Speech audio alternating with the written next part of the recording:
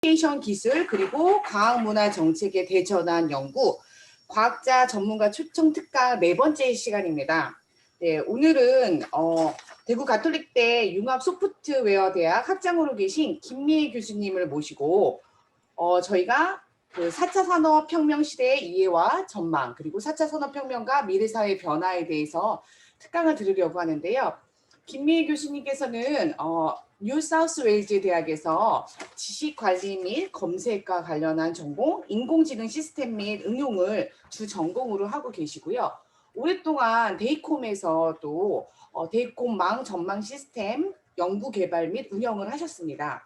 그리고 현재는 대구 가톨릭대학교 소프트웨어 융합대학 학장으로 계시고 대구 가톨릭대학교 SW 중심 대학 사업단 단장으로도 일을 하고 계시며 또 링크 사업과 관련해서 IoT 전문 인력 양성 트랙 참여 교수로도 활발한 활동을 하고 계십니다.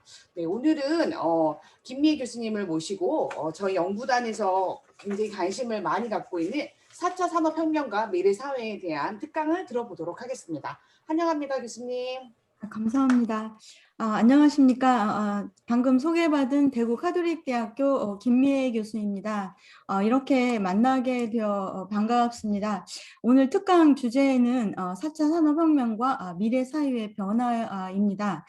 내용은 제가 2019년에 저희 학교 다른 교수님들과 공동으로 집필했던 4차 산업혁명 기반기술의 이해라는 저서를 중심으로 먼저 저희가 4차 산업혁명이 어떻게 등장했는지, 그리고 산업혁명의 변천 과정과 이 산업혁명의 개념 특징, 그리고 이 4차 산업혁명을 이끌어가는 핵심 기술들에 대해 소개하는 시간을 갖고, 그리고 이에 따른 미래 사회 변화와 이 4차 산업혁명과 관련된 이슈들, 미래에 대해서 간단히 살펴보는 시간을 갖도록 하겠습니다. 그리고 저희 이제 저서가 대학 교재를 목적으로 만들어져서 오늘 내용이 과학기술연구소의 방향 모색에 도움이 될 수 있을지는 조금 걱정이 되기는 합니다. 그렇지만 이제 제가 준비한 것대로 말씀을 드리도록 하겠습니다. 이제 먼저 4차 산업혁명에 대한 이해를 돕기 위해서 다음 내용들을 말씀드리도록 하겠습니다. 이제 저희에게 이 4차 산업혁명은 너무나 친숙한 단어가 되었는데요. 이 4차 산업혁명은 2016년 시우스 다보스에서 개최된 세계 경제 포럼에서 포럼의 주제를 4차 산업혁명 이해로 정하면서 전 세계적인 관심사로 떠오르게 되었고, 그리고 이제 얼마 되지 않았지만 이제는 저희 삶에 동화되어 있는 단어가 되었는데요.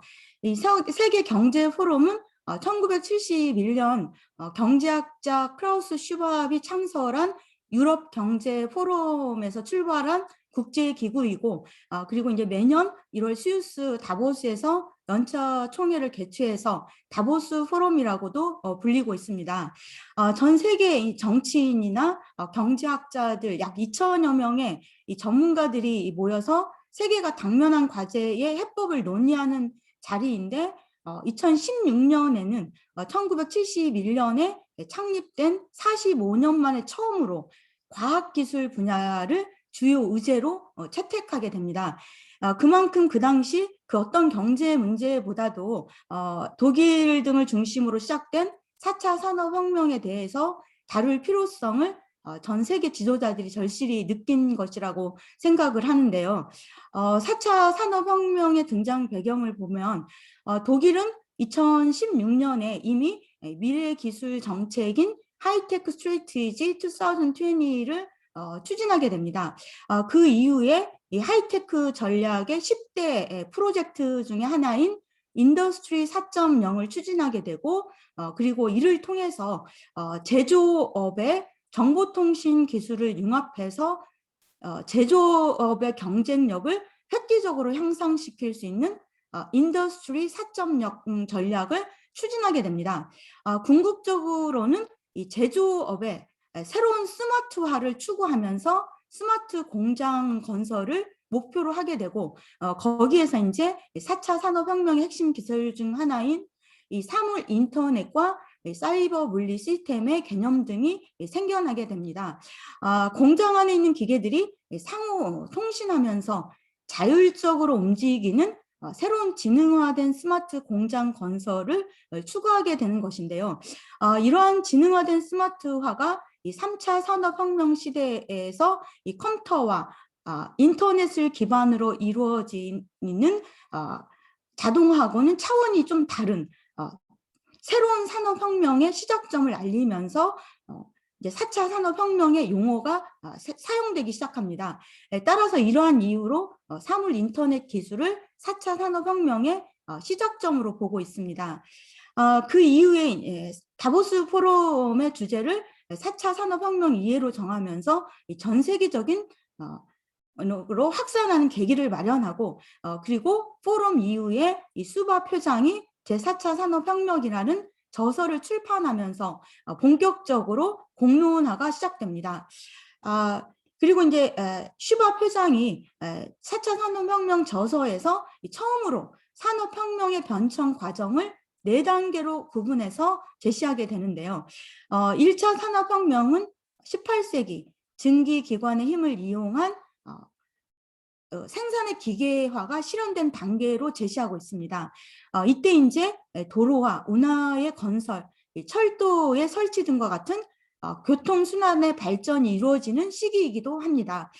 그리고 이제 2차 산업혁명은 19세기부터 20세기 초까지로 전기 에너지의 힘을 이용한 대량 생산 체계가 구축된 그런 시기로 제시하고 있습니다.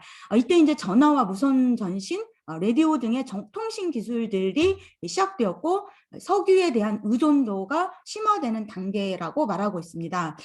그리고 이제 20세기 후반에 시작된 3차 산업혁명은 이 컴퓨터와 인터넷을 기반으로 지식정보혁명이 실현된 단계라고 말하고 있는데요. 좀 더 이제 자세히 보면 반도체와 컴퓨터, 인터넷을 기반으로 정보 기술을 이용한 컴퓨터 혁명 또는 디지털 혁명 시대로 생산의 자동화가 이루어진 단계입니다. 1946년에 애니악 컴퓨터가 개발된 이후에 1976년 애플 컴퓨터 그리고 그 이후에 IBM 호환형 PC가 만들어지면서 이를 계기로 컴퓨터의 대중화가 이루어지는 시기이기도 합니다. 그리고 이제 1969년에 알파넷으로부터 시작된 인터넷도 기능이 이제 확장되면서 1994년에는 인터넷의 대중화가 이루어집니다. 이렇게 컴퓨터와 인터넷의 대중화가 바로 이 3차 산업혁명의 원동력이 되고 그리고 과학과 기술이 밀접한 관계를 형성한 시기였고 그리고 이제 세계 경제의 이 글로벌화가 진행되는 단계이기도 합니다. 그리고 이제 4차 산업혁명인데요. 이 4차 산업혁명은 지능과 정보가 융합된 지능정보 사회의 시작 단계로 제시하고 있습니다. 3차 산업혁명의 제1차 정보혁명과 혁명의 이 지능이 인공지능이 추가되면서 제2차 정보혁명 그리고 기계의 관점에서도 지능이 추가되어서 제2차 기계혁명이라고 불립니다.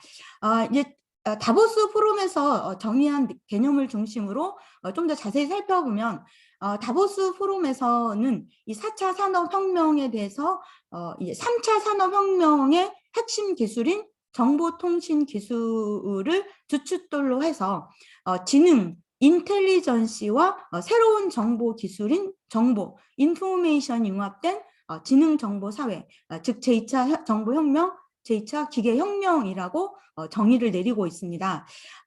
이 3차 산업혁명과 다른 점이 바로 지능, AI를 기반으로 하는 것인데요. 정보의 개념에도 큰 변화가 일어납니다.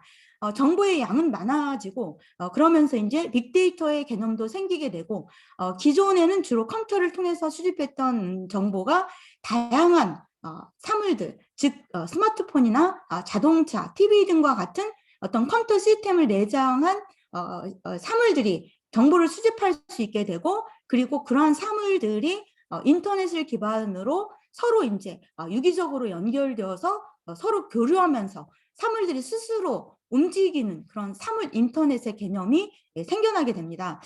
이러한 4차 산업혁명은 단순한 새로운 정보 기술의 바탕을 둔 정보 사회가 아닌 모든 것이 연결되고 지능적인 사회로의 진화인 지능이 결합된 지능정보 사회인 것인데요. 또 하나의 특징이 바로 이제 이 물리적인 공간과 디지털적 공간 그리고 생물학적 공간의 경계가 희석되는 기술 융합의 시대라고 말하고 있고, 그래서 이제 4차 산업혁명의 핵심 키워드 중에 하나가 바로 이 융합입니다. 그래서 이제 수바 포장은 이 4차 산업혁명을 뭐 강연과 저서 등을 통해서 이제 이 4차 산업혁명은 이 속도와 이 범위 깊이 그리고 시스템적 충격 측면에서 이전의 산업혁명과는 확연히 구분된다라고 말하고 있습니다. 그래서 이제 4차 산업혁명은 선형적 속도가 아닌 기하급수적인 속도로 전개 중이고, 이 속도뿐만 아니라 깊이에 있어서도 사회 전반의 변화를 추구하는 혁신적이라고 말하고 있습니다. 그리고 이러한 시스템 충격은 대단할 것이라고 말하고 있는데요. 더 나아가서 이 산업혁명은 이 개별적 기술 발전이 아닌 이 포괄적인 발전이라고도 정의하고 있고, 인공지능과 인지과학, 로봇, 자율주행차 등과 같은 이 수많은 분야에서 기술적 혁신이 일어나고 있고 끊임없이 융합하고 조화하는 그런 습성을 지니고 있다고 말하고 있습니다.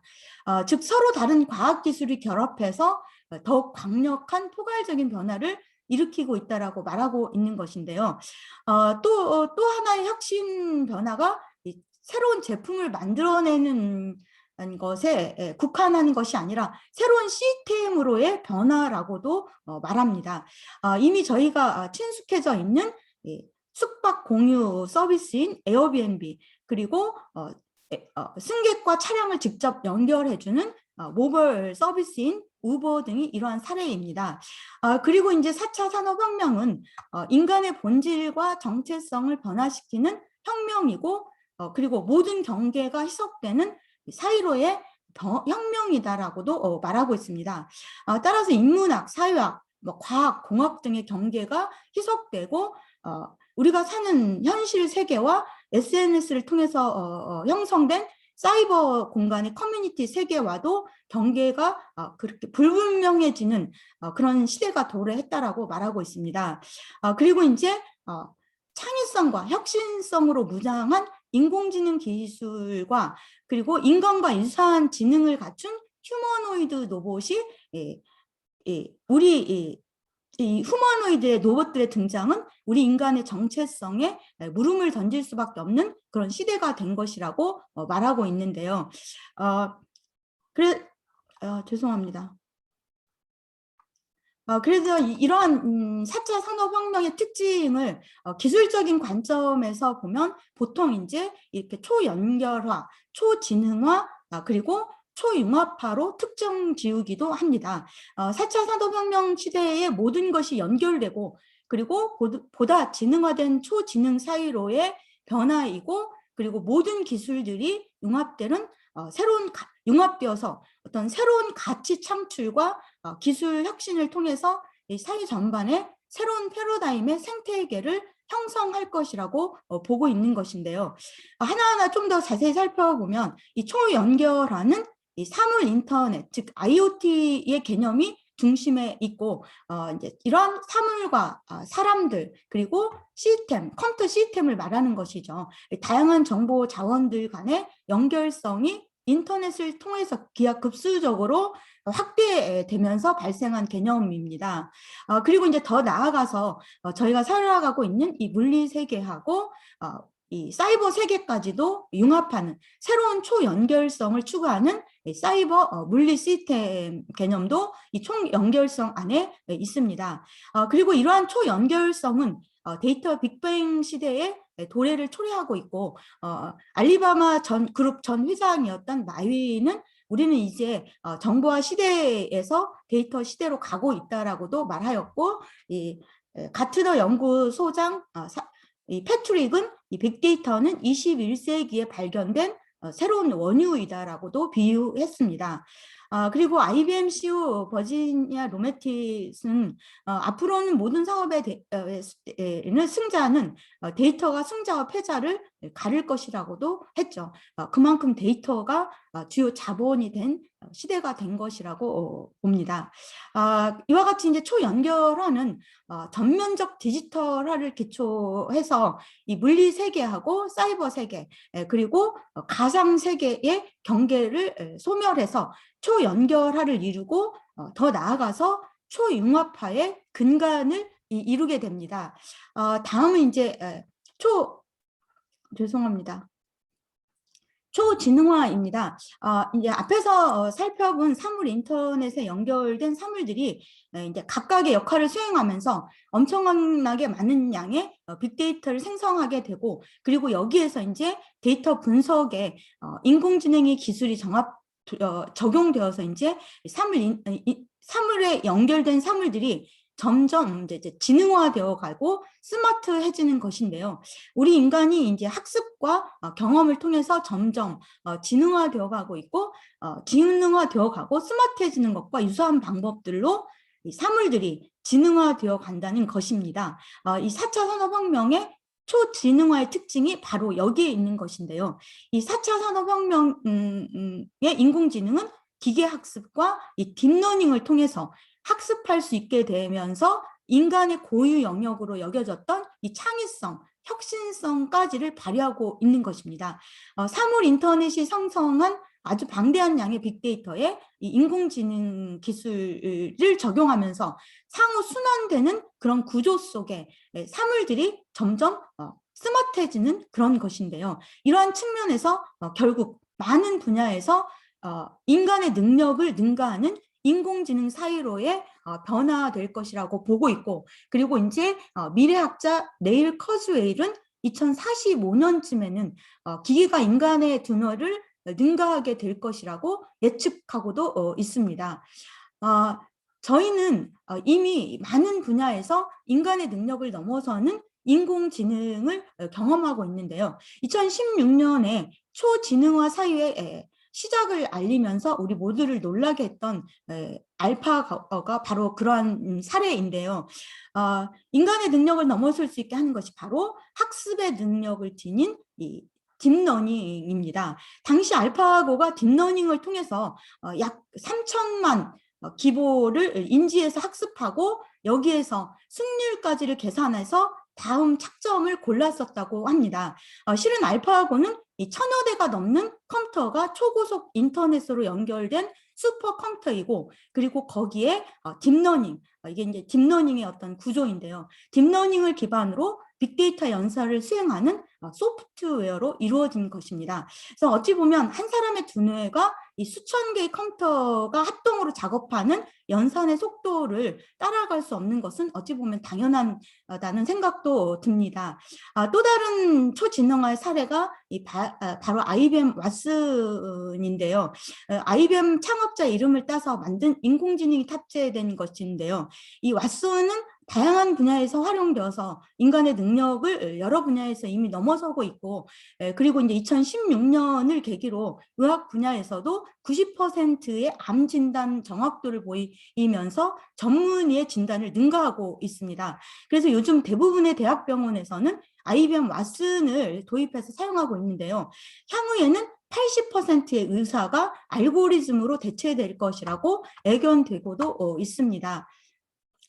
그리고 이러한 인공지능은 로봇에서도 초지능화를 이루고 있는데요. 인공지능이 탑재된 로봇은 산업용 로봇, 군사용 로봇의 범위를 넘어서 이 다양한 분야에 실용화되고 있고, 앞으로는 인간과 같은 신체 구조를 가지고 인간을 대신하거나 인간과 협업할 수 있는 지능형 휴머노이드 로봇이 큰 시장을 차지할 것으로 내다보고 있습니다.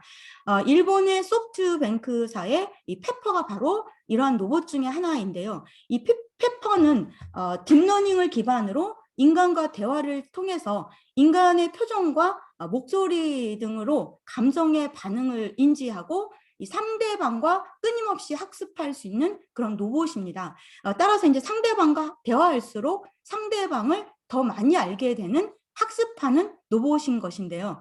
머지않아서 이 사이 곳곳에 광학 공상 영화에서 같이 로봇과 대화하면서 로봇과 공존하는 그런 현실이 먼 미래가 아닐 거라는 생각입니다.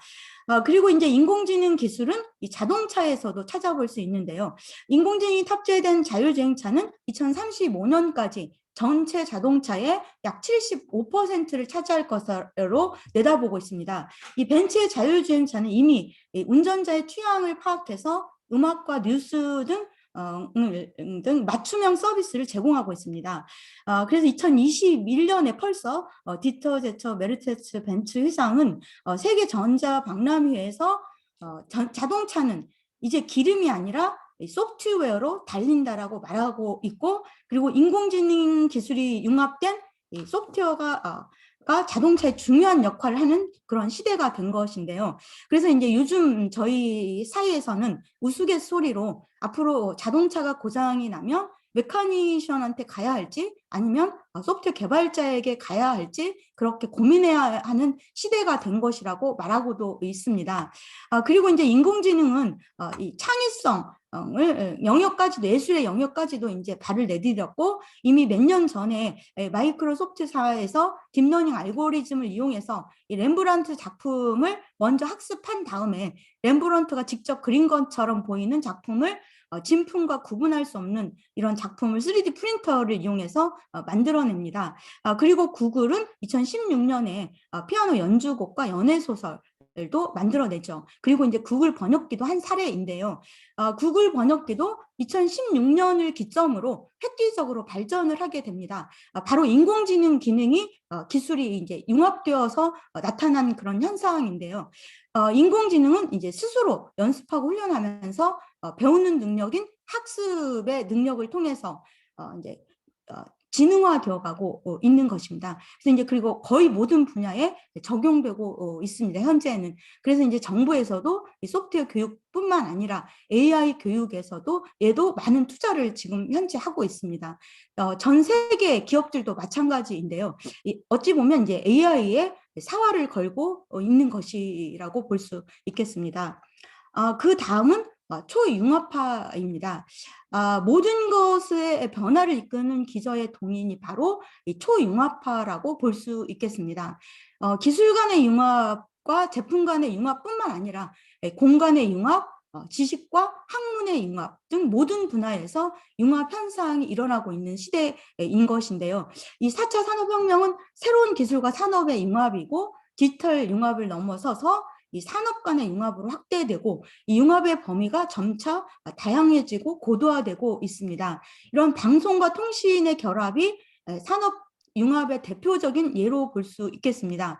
자동차나 생명공학과 나노기술들과 이 IT와의 융합 등으로 이 각기 다른 산업 간의 융합이 더욱 가속화될 것으로 전망하고 있고, 그리고 앞에서도 봤듯이 이 렘브란트가 그린 초상화나 연애소설, 피아노 연주곡들은 이 테크 아트 또는 사이 아트라고 불리는 과학기술과 예술과의 융합된 사례들로 볼 수 있겠습니다.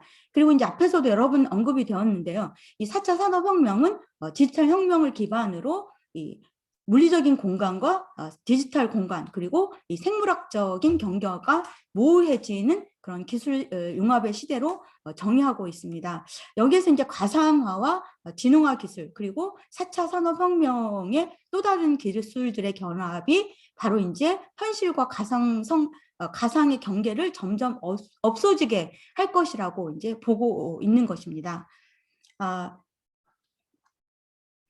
그래서 이제 이런 가장 대표적인 융합 사례가 바로 이제 온라인하고 오프라인의 융합이라고 볼 수 있겠습니다.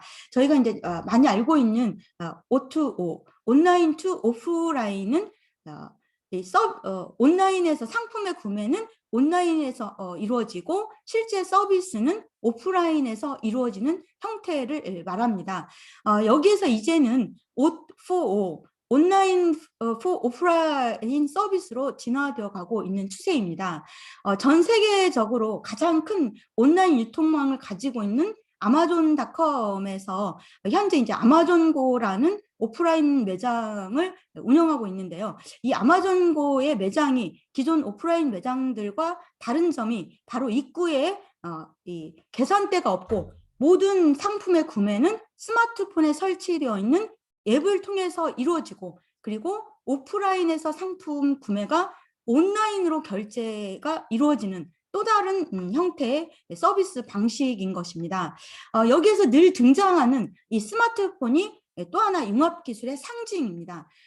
고유 기술인 전화 기능뿐만 아니라 카메라, 인터넷, 게임, MP3, 방송, 교육, 금융, 쇼핑, 거의 모든 기능을 다 갖추면서 우리 삶의 허브로 지나고 있는데요. 향후에는 더 많은 기능들이 융합되어서 이 스마트폰을 통해서 서비스 될 것이라고 보고 있습니다. 다음은 4차 산업혁명을 이끄는 핵심 기술들에 대해서 잠깐 살펴보도록 하겠습니다. 4차 산업혁명의 특징에서도 핵심 기술들이 이미 많이 나왔었는데요.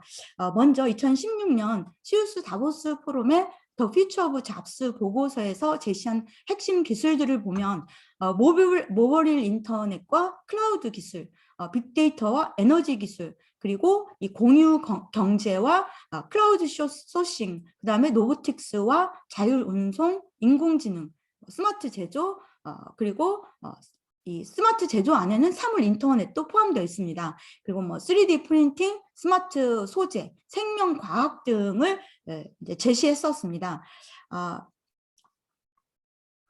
그리고 슈밥 표장은 제4차 산업혁명이라는 저서에서 제4차 산업혁명 기반 기술을 물리학, 그리고 디지털, 그리고 이제 생물학 3대 영역으로 구분해서 제시를 했었는데요. 이 물리학 영역에는 자율주행차, 3D 프린팅, 로봇공학, 신소재를 제시했었고, 이 디지털 영역에는 사물 인터넷, 블록체인, 플랫폼, 그리고 이제 생물 영역에서는 유전학과 합성 생물학을 제시했었는데, 좀 더 자세히 살펴보면 물리학에서 제시된 자율주행차는 이 센서와 인공지능의 발달로 자동차나 드론, 항공기, 이 보트를 포함한 다양한 종류의 자율주행차 기능이 빠른 속도로 향상되고, 이 3D 프린팅은 회로 기판과 인간의 세포와 인공장기 등을 포함해서 다양한 전자제품과 제품을 만들어내기 위해 더욱 보편화될 것으로 보았습니다.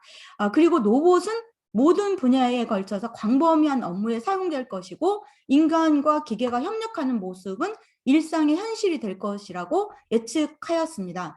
더 나아가서 로봇은 이 클라우드를 통해서 원격 정보에도 접근이 가능하고, 이로 인해서 다른 로봇과 사람들처럼 네트워킹도 가능한 시대가 될 것이라고 전망했습니다. 신소재에서는 자가 치유, 자가 세척, 자가 변형 등과 같은 새로운 기능을 갖춘 신소재가 등장하게 될 것이고, 최첨단 나노 소재 및 재활용이 가능한 소재 등도 등장할 것으로 보았습니다.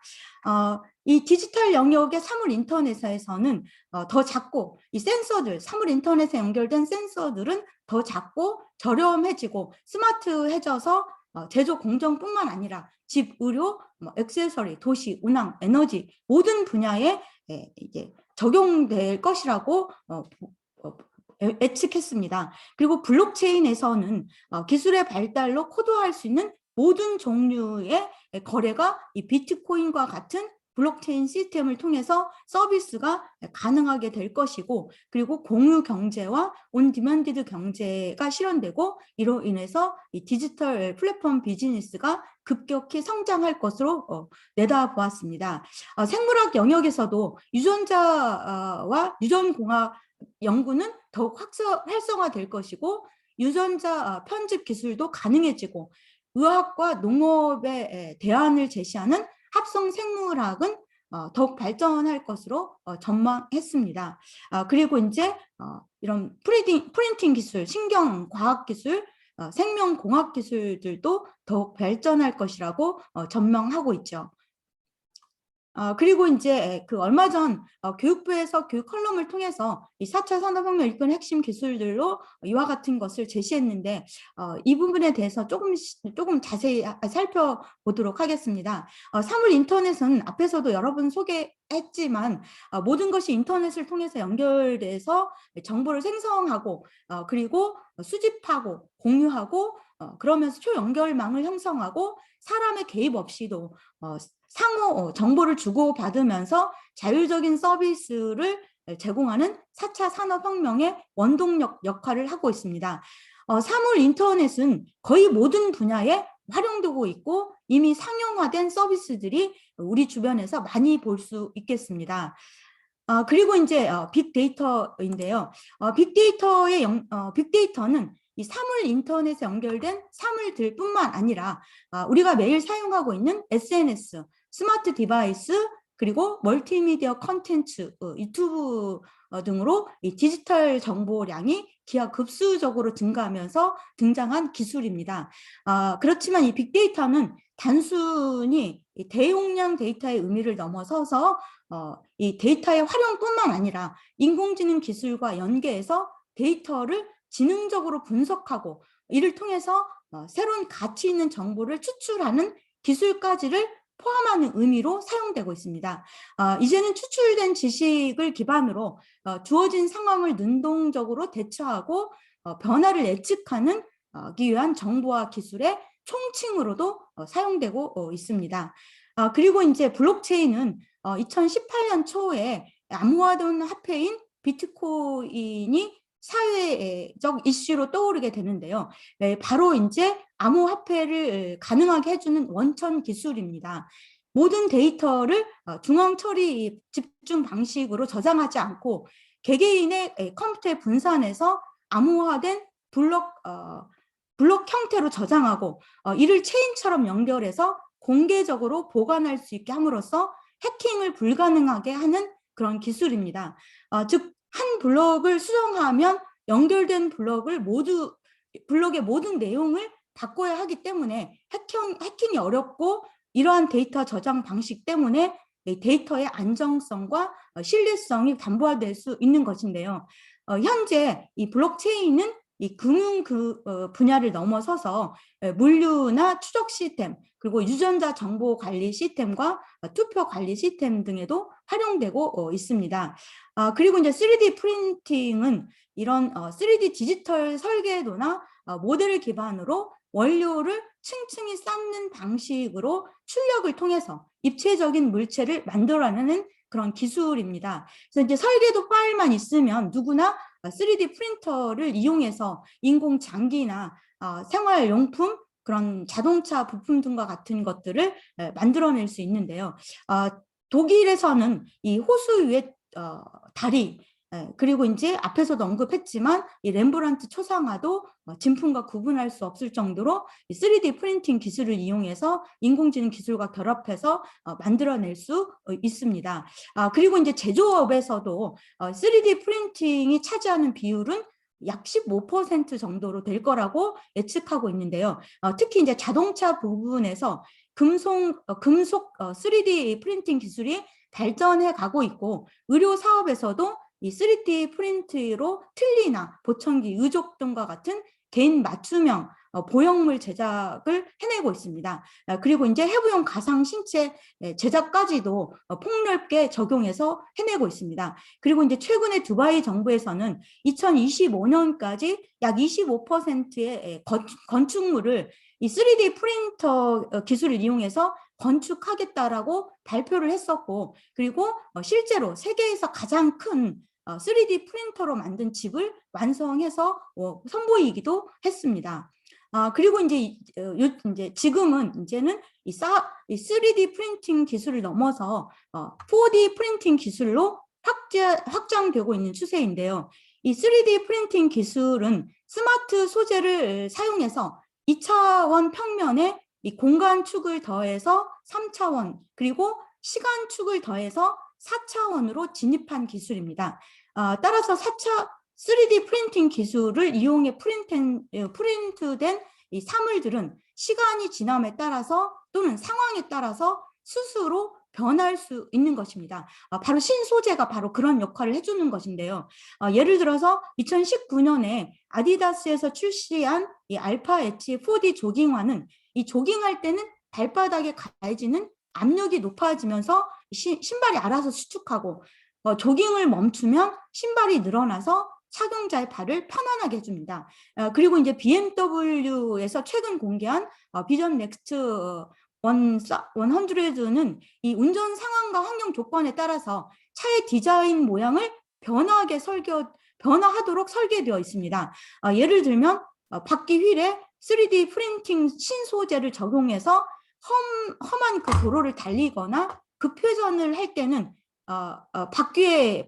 바퀴의 그 바깥 형태가 달라지게 합니다. 그리고 이제 차에서 운전자가 휴식을 취하려고 하면은 이 좌석에 공기압을 넣어서 운전석이 편안한 침대로 변할 수 있도록도 설계되어 있습니다.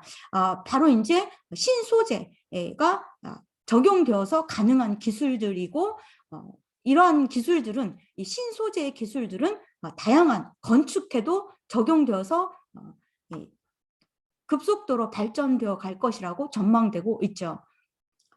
그래서 이제 조금 전 이제 봤던 이 4D 기능을 이용한 미래의 자동차가 이제 어떻게 변할지 잠깐 보았었지만 이 4차 산업혁명에서도 빼놓지 않고 등장하는 것이 바로 자율주행 자동차입니다. 4차 산업혁명 시대에는 많은 것에 있어서 혁신적 변화가 있겠지만 그중 하나가 바로 이 자동차의 혁명일 것이라고 보고 있는 것인데요. 스마트 이 모빌리티 기술과 함께 신소재, 그리고 다양한 센서, 그리고 초고속 5G 통신 기술과 이 사물 인터넷 기술들이 이 자동차에 직접 되어서 이제 현실화되어 가고 있는, 우리가 이제 과학 공상 영화에서 봤던 것들이 현실화되어 가고 있는 것인데요. 이러한 기술들은 무인 자동 항공기나 드론, 이 전동 킥보드에도 적용되고 있습니다. 그리고 이제 IBM에서 스마트 자동차의 주요 기술을 6가지로 제시했었는데요. 이러한 기능들이 다 갖추어지면 사람의 개입 없이도 인공지능을 겸비해서 완전한 자율주행차가 되는 것입니다. 이 차의 모습을 보면 차들의 다양한 센서들, 보통 200~300개 이상의 센서들이 이 차량 내부에 이제 내장될 것이라고 보고 있죠. 그래서 이제 공상과학 영화에서 이미 개발 중이거나 개발 예정인 기술들이 이미 이제 만들어져서 선보였었는데요. 실제로 많은 부분들이 현실화되어 가고 있고, 이 내용은 제가 학생들에게 재미를 위해서 제공했던 내용들입니다. 그리고 이제 그 다음은 인공지능 기술입니다. 여러 번 나왔지만 이 인공지능은 기계가 인간과 같이 지능을 갖는 것으로 함축해서 표현할 수 있겠습니다. 기계가 인간이 사용하는 언어를 알아듣고 사람처럼 학습하고 지각하고 판단하는 기능을 갖는 것이고, 앞에서도 언급하였지만 미래학자 레일 커즈웨일은 인공지능이 빠른 속도로 발전하면 약 2045년쯤에는 인간 두뇌를 능가하게 될 것이라고 예측했는데요. 하나의 기계가 단순히 한 사람의 능력만 갖추는 것도 큰 일인데, 하나의 기계가 수천 개 그 이상의 두뇌를 갖는 것으로 하나의 기계를 만들 수 있기 때문에 큰 문제라고 봅니다. 그리고 이제 인공지능이 탑재된 로봇은 이런 산업용 로봇, 군사용 로봇의 범위를 넘어서서 다양한 분야의 서비스 로봇으로 실용화되어 가고 있고, 인공지능을 갖춘 로봇은 기계 장치에서 삶의 동반자로 활용되어 진화되어 가고 있습니다. 그래서 단순한 자동화 산업용 로봇 차원을 넘어서 이 산업, 물류, 의료, 서비스 등 다양한 분야에서도 로봇이 급진적으로 확산되어 사용되고 있습니다. 이 아마존닷컴의 물류창고에서 사용되고 있는 이 키바 로봇은 주문 물품을 찾아서 전달해주는 짐꾼 역할을 하고 있고, 2018년엔 하남에서 공개된 이마트 스마트 카트 인라인은 음성 인식과 인체 인식 등의 기능을 갖추고 갖추었을 뿐만 아니라 결제 기능도 갖추고 상품이 있는 곳으로 고객을 안내하면서 일정 거리를 유지하면서 고객을 따라가도록 하는 그런 로봇입니다. 그리고 이제 이렇게 수술하는 로봇, 그리고 이제 우리나라에서도 2017년에 우리은행 본점 영업부에서 안내 창구를 하고 있는 휴머노이드 로봇 페팔, 그리고 간병인 역할을 하고 있는 노브틱사의 루디, 그리고 아주 많은 이런 반려동물들이 이제 이런 로봇들이 생겨날 것이라고 예측하고 있죠. 그래서 이런 로봇들은 이 4차 산업혁명 시대에는 우리의 친구, 비서, 도우미 그런 역할을 수행하면서 인간과 공존하게 될 것이라고 보고 있습니다.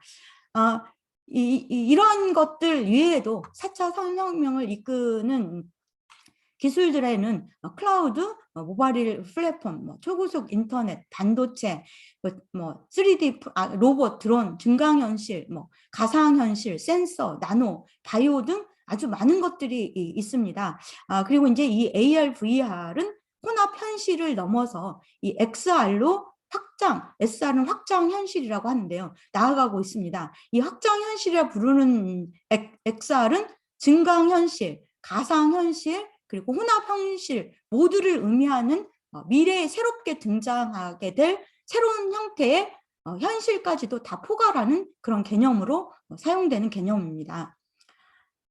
지금까지 이제 전반부에서는 4차 산업혁명 이해를 돕기 위해서 이제 다양한 것들을 살펴보았고, 다음에는 이런 4차 산업혁명에 따라서 미래 사회 변화에 대해서 간략히 알아보도록 하겠습니다.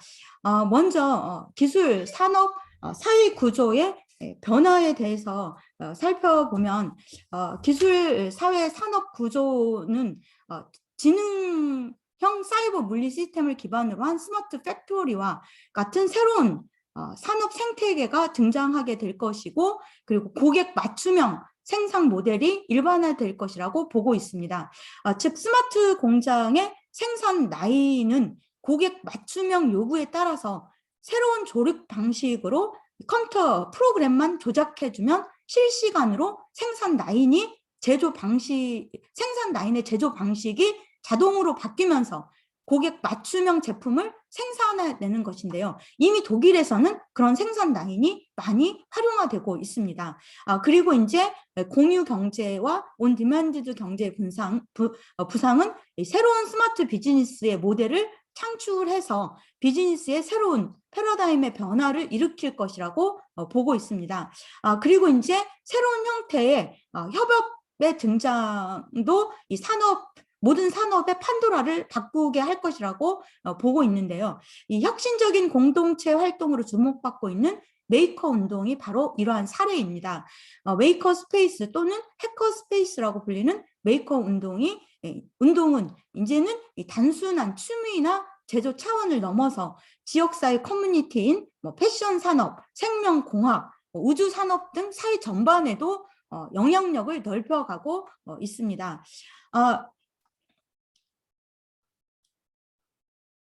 이와 같은 4차 산업혁명 시대의 미래에는 이제 생산, 소비, 그리고 유통 모든 비즈니스 모델에 있어서도 새로운 패러다임의 변화가 일어날 것이고, 산업의 지능화로 생산성의 향상과 서비스 중심의 경제로 전환이 가속화되고, 그리고 이에 따른 일자리 변화와 새로운 문화, 그리고 교육 혁신에도 혁신이 일어날 것이라고 보고 있는데요. 우리는 이미 이러한 변화를 많은 곳에서 감지할 수 있습니다. 그리고 이제 산업혁명 시대의 고용구조의 변화입니다.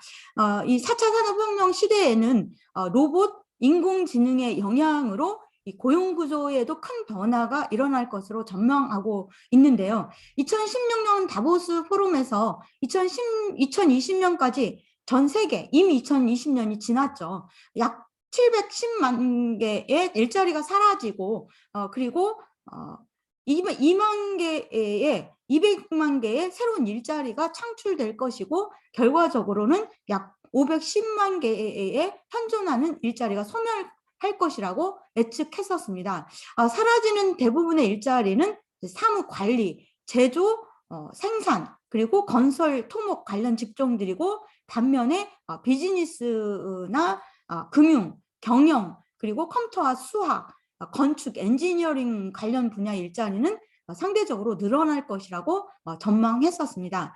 그리고 현재 초등학교는 약 65%는 현존하지 않는 직업에 종사하게 될 것이라고도 예측을 했었죠.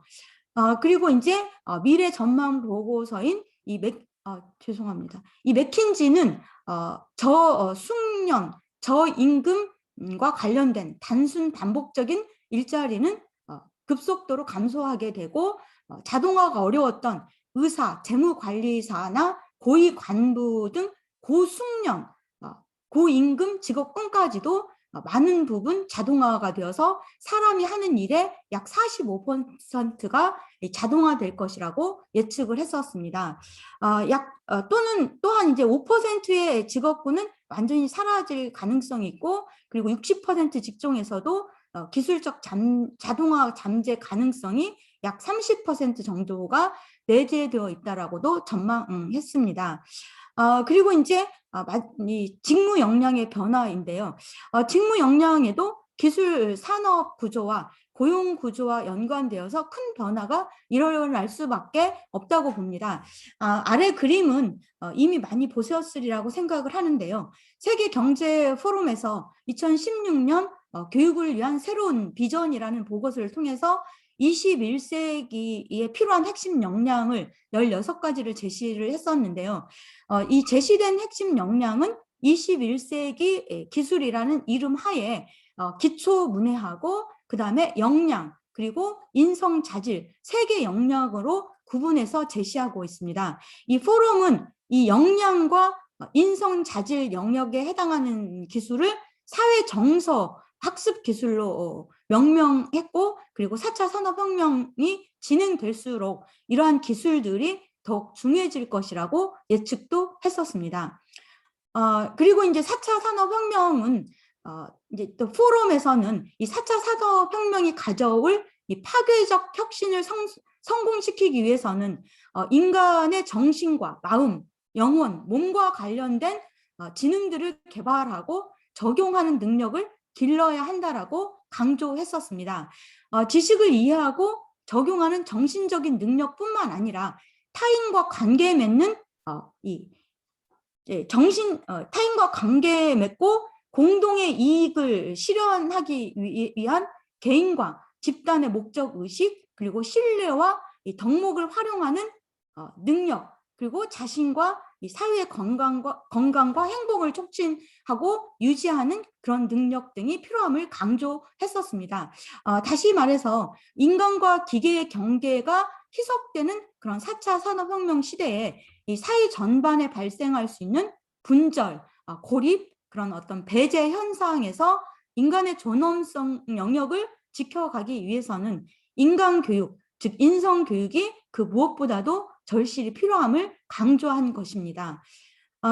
그리고 이제 4차 산업혁명에서 이제 미래의 더 퓨처 오브 잡스라는 미래 일자리 보고서를 통해서 제시한 이 일자리들을 살펴보면 2016년에는 9개의 핵심 직무 역량을 제시했었는데 2018년에는 이를 좀 더 세분화해서 20개를 제시했었습니다. 그중에서 이제 상위 10개를 보면 10개는 이와 같은데요. 그리고 이제 이러한 역량들이 2022년에는 이와 같이 이제 변화될 것이라고 제시를 했었고 새롭게 추가된 것에 보면 기술 설계 및 프로그래밍 그리고 이 시스템 분석 및 평가 능력이 새롭게 추가될 것이라고 예측을 했는데요.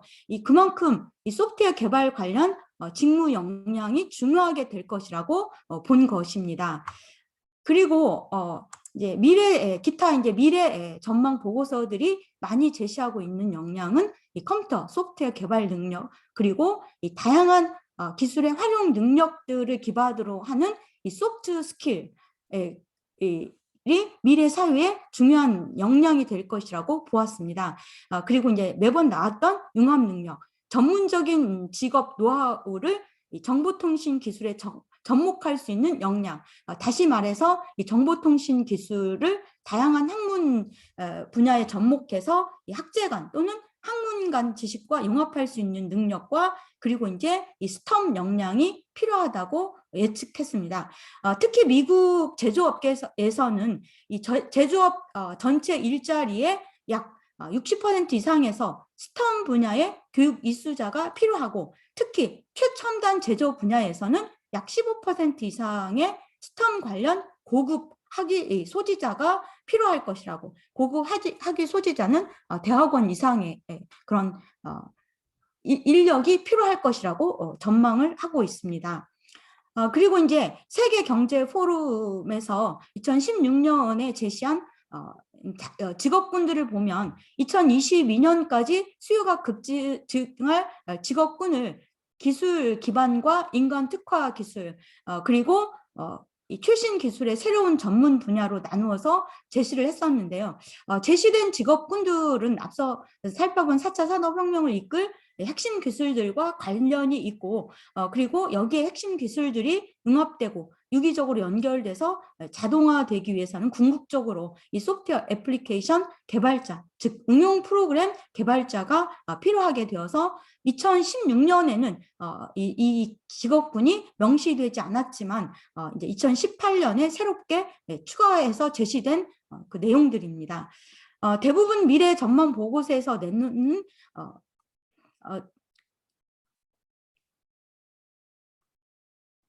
내놓은 이런 것들은 이 4차 산업혁명 핵심 기술들에 대응되는 그런 직업군들이고 그런 그것들을 중심으로 변화될 것이라고 예측하고 있죠. 어떻게 보면 당연한 결과이라고 생각합니다. 그리고 이제 여기에서 소프트웨어하고 아까 이제 제가 말했던 소프트웨어 스킬 그리고 융합에 대해서 좀 더 자세히 보고 가도록 하겠습니다. 이 4차 산업혁명 시대의 핵심 키워드 중에 하나가 바로 이 소프트웨어인데요. 이 4차 산업혁명 핵심 기술은 이 소프트웨어를 통해서 구현되고 따라서 4차 산업혁명을 이끄는 모든 기술이 이 소프트웨어라고 표현해도 과언이 아닌 것입니다. 이미 우리는 이 소프트웨어 기술이 사회 전반에 혁신을 만들어내는 그런 소프트웨어 중심 사회로 진입을 하였고 따라서 미래 사회에는 소프트웨어 개발 인력의 수요가 기하급수적으로 늘어날 수밖에 없는 것이라고 이제 많은 전문가들이 예측하고 있습니다. 그리고 이미 2011년에 넷스케이프 창업자 마크 앤더슨은 이 소프트웨어가 세상을 먹어치울 것이다. 그리고 앞에서도 말씀드렸지만 디터제츠 메르세데스 벤츠 회장은 이제 자동차는 기름이 아니라 소프트웨어로 달리는 그런 시대가 되었다라고 이 소프트웨어 중요성을 강조했었는데요. 따라서 우리는 이 나라에서도 미래 사회의 변화에 대비하기 위해서 교육부에서 소프트웨어 AI 교육에 많은 투자를 하고 있습니다. 초중고등학교에는 소프트웨어 교육 선도학교 그리고 대학교에는 소프트웨어 중심학교 스타랩 그리고 대학원에는 인공지능 대학원을 통해서 이런 사업들을 통해서 소프트웨어 AI 인재 양성에 힘쓰고 있습니다. 그리고 이제 앞에서도 나왔던 이 소프트웨어 파워인데요. 이 4차 산업혁명 시대의 주요 직무 역량 중에 하나가 이 소프트 스킬스라고 합니다. 이 하드 스킬스는 이 해당 직무를 수행하는 데 필요한 기술적인 능력, 즉 전문적인 지식과 전공 능력을 의미하는 반면에 이 소프트 스킬스는 직무를 수행할 때 필요한 전문적인 기술 이외에도 학습보다는 훈련에 의해서 추적되는 그런 능력을 의미합니다. 그래서 이제 의사소통, 팀워크, 협업, 문제 해결력, 리더십 이런 능력들이 이에 해당하고 이 변화에 대한 유연성 및 다양한 기술의 활용 능력이라고도 볼 수 있겠습니다. 여기에서 이제 더 나아가서 이 소프트 파워라는 용어가 나오게 되는데요. 이 4차 산업혁명에서는 이 상상의 창의성 아이디어를 기술, 지식, 제품과 연계하고 융합해서 혁신적인 실체로 구현하는 역량이 가장 중요한 핵심 요소라는 것에서 생긴 용어입니다. 바로 융합 역량과도 맥을 같이 하는 것인데요. 그래서 이제 소프트웨어 교육에서는 이 소프트웨어 전문가뿐만 아니라 다양한 분야에서 이 IT 기술과 접목해서 각자의 전공 분야에 융합될 수 있는 4차 산업혁명 분야를 탐구할 수 있도록 하는 것이 목적이기도 합니다. 그리고 이제 이 소프트웨어 파워하고 맥락을 같이 하는 것이 이 4차 산업혁명 시대의 키워드인 융합입니다. 전 분야에서 융합 현상이 일어나고 있고 이 산업 간의 경계가 파괴되어 새로운 시장이 창출되는 산업 컨버전스가 요구하는 인재상은 이 한 분야에 정통한 전문가가 아닌 여러 분야를 넓고 깊게 알고 있는 이 제너럴 스페셜리스트라고 보고 있습니다.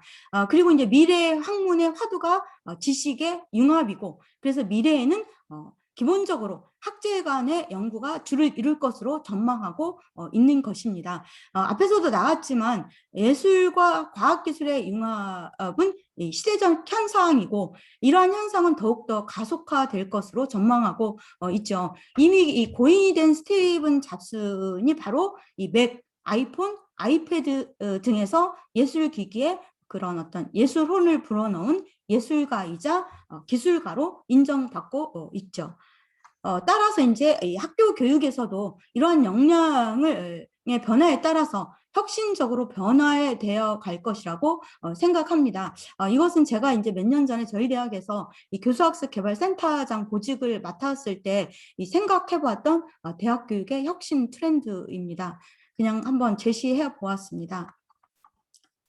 그리고 이제 마지막으로 이제 이렇게 사회에 이렇게 큰 변화를 이루면서 사회가 혁신적으로 변화를 해 가는데 그러면 이제 이런 4차 산업혁명으로부터 발생될 수 있는 문제점, 이슈들과 미래에 대해서 잠깐 살펴보고 마무리하도록 하겠습니다.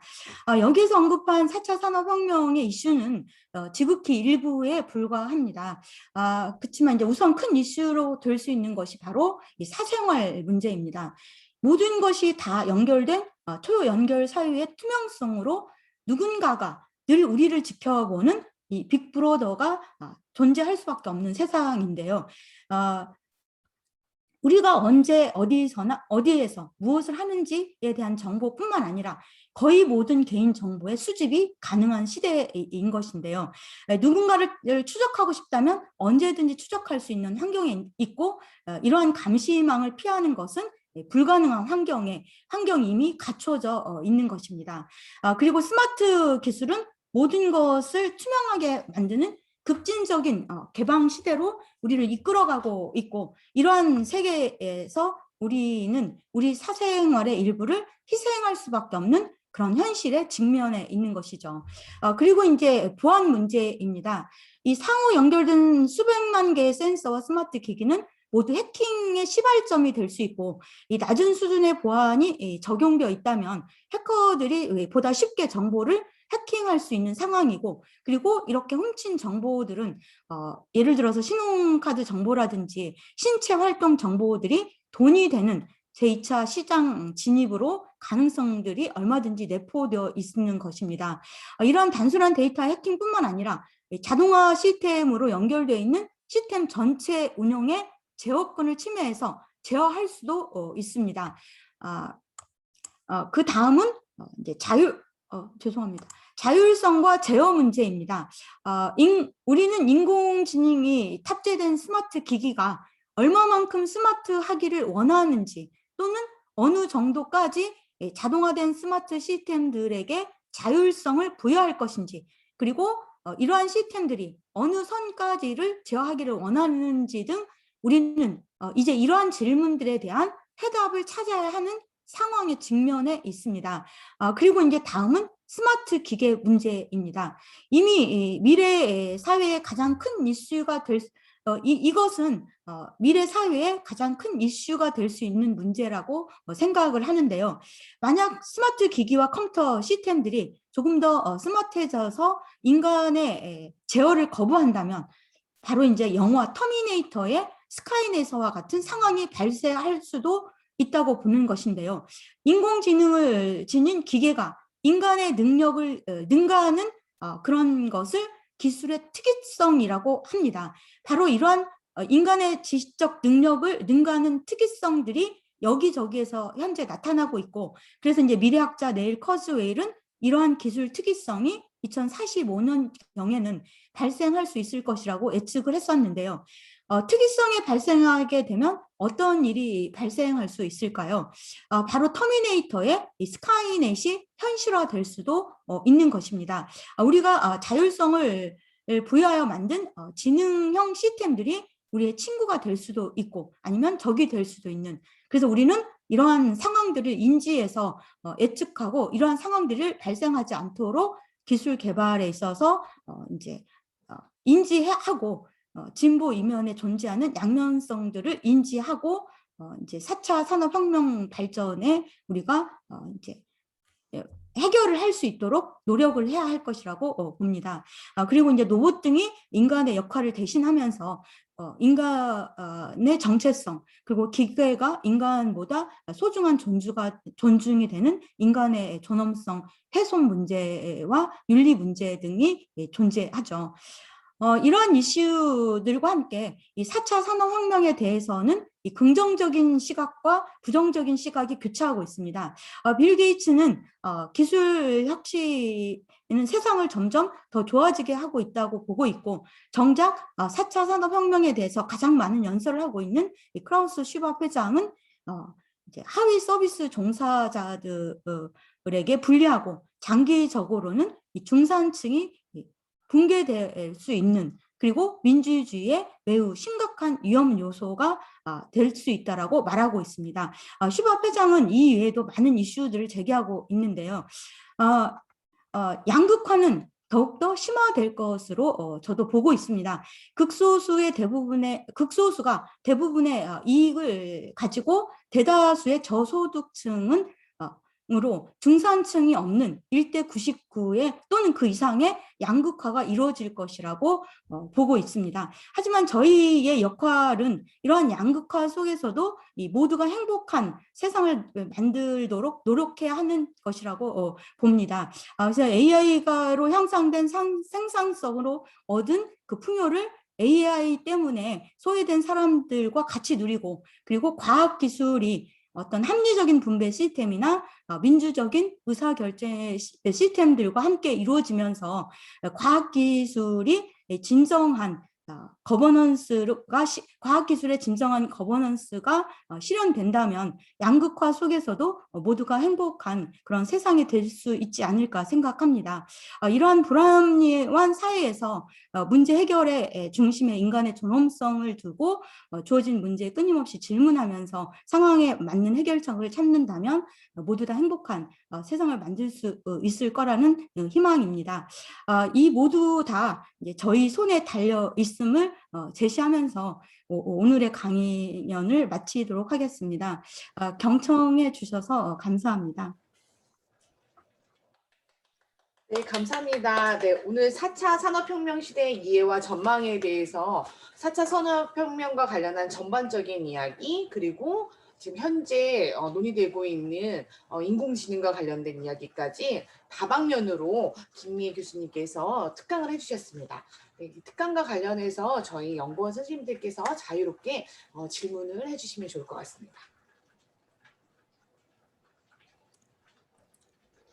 아유, 우리 김미애 학장님 이렇게 바쁘신데 제가 이렇게 섭외할 때부터도 수업 중에도 이렇게 직접 또 전화 받아주시고 그러면서 어려운 시간 학장일 하시랴 또 강의하시랴 많이 그 바쁘신데 이렇게 그 강좌 응해주시고 오늘 정말 그 4차 산업혁명의 알파부터 오메가까지를 이렇게 다 해주신 것에 대해서 너무 감사드리고요.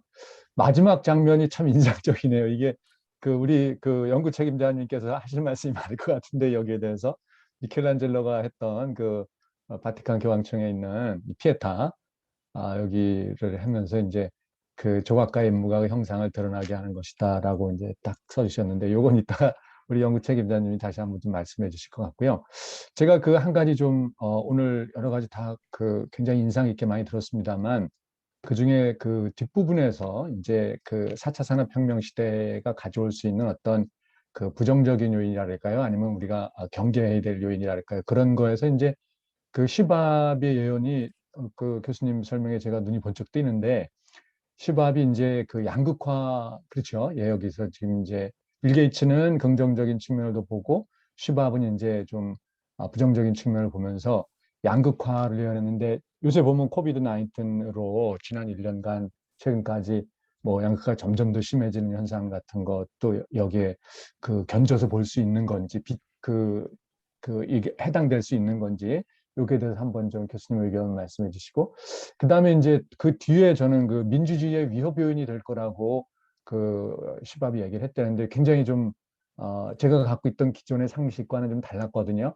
그래서 이런 게 투명화되고 더 많은 정보가 공개되고 그럴수록 그 어떤 국민들이 가질 수 있는 어떤 주권의 크기가 좀 더 클 거라고 봤는데 어떤 측면에서 이게 위협 요인이라고 그랬는지 제가 굉장히 좀 색달랐습니다. 그래서 혹시 그 시밥은 뭐 어떤 측면에서 민주주의 위협 요인이 될 거라고 봤는지 그거 혹시 좀 부연해서 말씀 주실 수 있는지 이렇게 두 가지를 좀 여쭤보고 싶습니다. 이제 아까 이제 코비드19를 먼저 이제 말씀을 하셨잖아요. 근데 그러니까 이 양극화라는 게 결국은 이제 중산층이 없어지고 가진 자의 1%가 모든 것을 이제 가지게 되고 나머지 이제 99%가 가지지 못하는 그런데 이제 어떻게 보면 코비드 슬라이드는 없애주시죠. 네. 공유 중지시켜.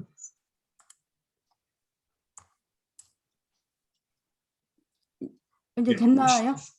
네네. 네네. 코비드19에서도 이제 코비드19하고 비교하기에는 제가 조금 좀 어려운 부분이기는 한데요. 그런데 이 코비드19 상황이 아니더라도 그런 양극화 현상은 저희 그 사회 곳곳에서도 많이 이루어지고 있다라고 보고 있습니다. 뭐 부동산 문제라든지 이런 이제 여러 가지가 되고 있고요. 그 부분은 제가 조금 그렇고 그리고 이제 그 민주주의의 그런 어떤 훼손이라는 것이 결국은 그 민주주의가 이 모든 것에 공평한 모든 사람이 다 공유하는 그런 시대를 말하는 것인데 이제 그 양극화 현상하고도 이제 맥락을 같이 하는 것이라고 봅니다. 그래서 양극화 현상은 민주주의에 이제 유배되는 그런 어떤 것이고 그리고 또 이제 인간의 존엄성 문제하고도 기계가 인간보다도 능력이 뛰어나기 때문에 기계가 더 존중되는 그리고 이제 인간은 이게 무시되는 그래서 이제 많은 곳에서 인간의 존엄성이 훼손되기 때문에 이런 그런 측면에서의 민주주의라고 이제 가진 자가 더 많이 가지게 되고 이런 측면에서의 민주주의라고 이제 보고 있습니다. 그래서 이제 뭐 국가 안보, 뭐 불평등, 뭐 권력을 잃은 시민, 뭐 이런 공공기관에서의 이제 이 책에서 이제 이 크라우스 슈밥이 말하고 있는 이 책에서 그런 이야기들을 하고 있습니다. 그래서 이제 뭐 이런 어떤 이제 그래서 이제 정부의 역할이 중요하고 어쨌건 갈수록 불평등이 많아질 거고 인간의 존엄성도 없어질 것이고 그리고 이제 많은 시민들이 권력도 잃어가게 될 것이고 이런 것 측면에서 민주주의가 훼손되고 될 것이라고 말하고 있는 것 같습니다. 네, 저도 네, 감사합니다. 연결해가지고 아까 발표하신 것 중에서 빅데이터 설명하시면서 가치 있는 정보라는 그런 단어가 등장했는데 이게 이제 가치라고 하는 부분이 굉장히 현대 사회가 굉장히 다양성이고 이해관계가 상충하기 때문에 그 가치 있다라고 하는 것을 무엇으로 설정할 것이냐가 굉장히 큰 이 과학 기술 거버넌스에서 중요한 문제가 될 것 같아요. 갈등 요소가 될 것 같고. 그래서 그걸 어떻게 사람들이 다 모두 인정하는, 동의하는 그런 가치를 형성하고 그걸 계속 유지하거나 아니면 조정하거나 그런 일들을 해낼 수 있겠느냐라고 하는 게 굉장히 중요한 일일 것 같은데요. 그런 과정은 어떻게 이 4차 산업혁명이 기여할 수 있을지 그 부분 좀 더 얘기 듣고 싶습니다. 그쵸. 이제 지금 말하는 이제 이제 어떤 데이터, 단순하게 데이터가 아니라 이제 그 빅데이터에 인공지능 기술이 이제 포함이 되어 있어서 거기에서 이제 우리한테 도움이 되는 가치 있는 것을 추출한다는 것인데, 그 가치에는 어떤 이제 인간의 그 존엄성 위주의 가치이기보다는 어떤 이제 뭐 이런 자본 입장에서의 가치라고 볼 수도 있겠습니다. 그래서 이제 뭐 예를 들어서 이제 학교 같은 경우도 저희도 이제 모든 출석을 스마트 출석으로 하고 있고, 스마트 출석을 통해서 이제 수집된 학생들의 그 정보에서 어떤 학생들이 조기 이탈률을 할 수 있을지 그런 것들을 분석해서 이제 추출해내는 것들을 그런 것 가치라고 하는데, 학교 입장에서는 그런 것들을 추출해내면 이제 조기 이탈률을 감소할 수 있기 때문에 이제 어떤 가치 그런 거 이 측면에서는 어떤 이제 자본 입장에서 어떤 이제 경제의 입장에서 바라보는 건데, 그런 가치라는 것이 이 경제 측면에서만이 아니라 우리 인간의 존엄성, 그리고 우리 인간의 아까도 이제 말씀드린 뭐 행복, 미래의 밝은 것을 위해서는 많은 그런 어떤 이렇게 커뮤니티를 통해서 공론화가 되고 이렇게 그런 가치를 공동으로 만들어 나가는 그런 이제 커뮤니티 활동이 필요하지 않을까라는 생각을 하게 됩니다. 저도 약간 좀 뭐 연결이 될 수 있는 얘기가 될 수도 있는 것 같은데요. 일단 제가 좀 궁금한 거는 어쨌든 지금 4차 산업혁명과 관련된 이런 이제 기술 기반 산업들을 발전시킬 수 있는 어떤 여력이 되는 그러한 이제 주체들이 이제 소위 요즘으로 치면은 뭐 가파라고 불리는, 아니면 뭐 가팜이라고 불리는 이제 빅테크들이 이제 상당히 주축을 이루면서 지금 어쨌든 혁명의 이제 주체로서 지금 활동을 해 나갈 수밖에 없는 지금 상황인데, 그러다 보면은 이제 지금도 뭐 미국에서도 문제가 되고 있지만 그 독과점의 문제, 그러니까 그런 거에 대해서 혹시 뭐 이 클라우스 슈밥이든 아니면 뭐 교수님께서는 좀 어떤 식으로 이게 문제 의식이 있는지, 일단은 이거에 대해서 지금 4차 산업혁명을 논의하는 그런 분들이 문제 의식을 어떻게 갖고 있는지, 그리고 어떤 식으로 이 부분을 해소할 수 있는지에 대해서 좀 말씀해 주시면은, 그게 어떻게 보면은 약간 민주주의 문제하고도 또 관련이 된다고 생각하거든요, 저는. 그리고 큰 차원에서는 이제 또 그럼으로 인해서 기술에 대한 어떤 일반 시민들의 어떤 접근성, 이런 부분이 또 이제 일정 부분 차단되는 뭐 그런 것들, 독과점으로 인해서 이제 그런 여러 가지 문제들이 얽혀 있을 것 같아서, 저는 이 독과점 이슈에 대해서 좀 어떻게 생각하시는지, 아니면 어떤 얘기들이 있는지 좀 말씀해 주시면은 좀 감사하겠습니다. 예. 이것도 좀 저한테는 좀 어려운 질문이기는 한데요.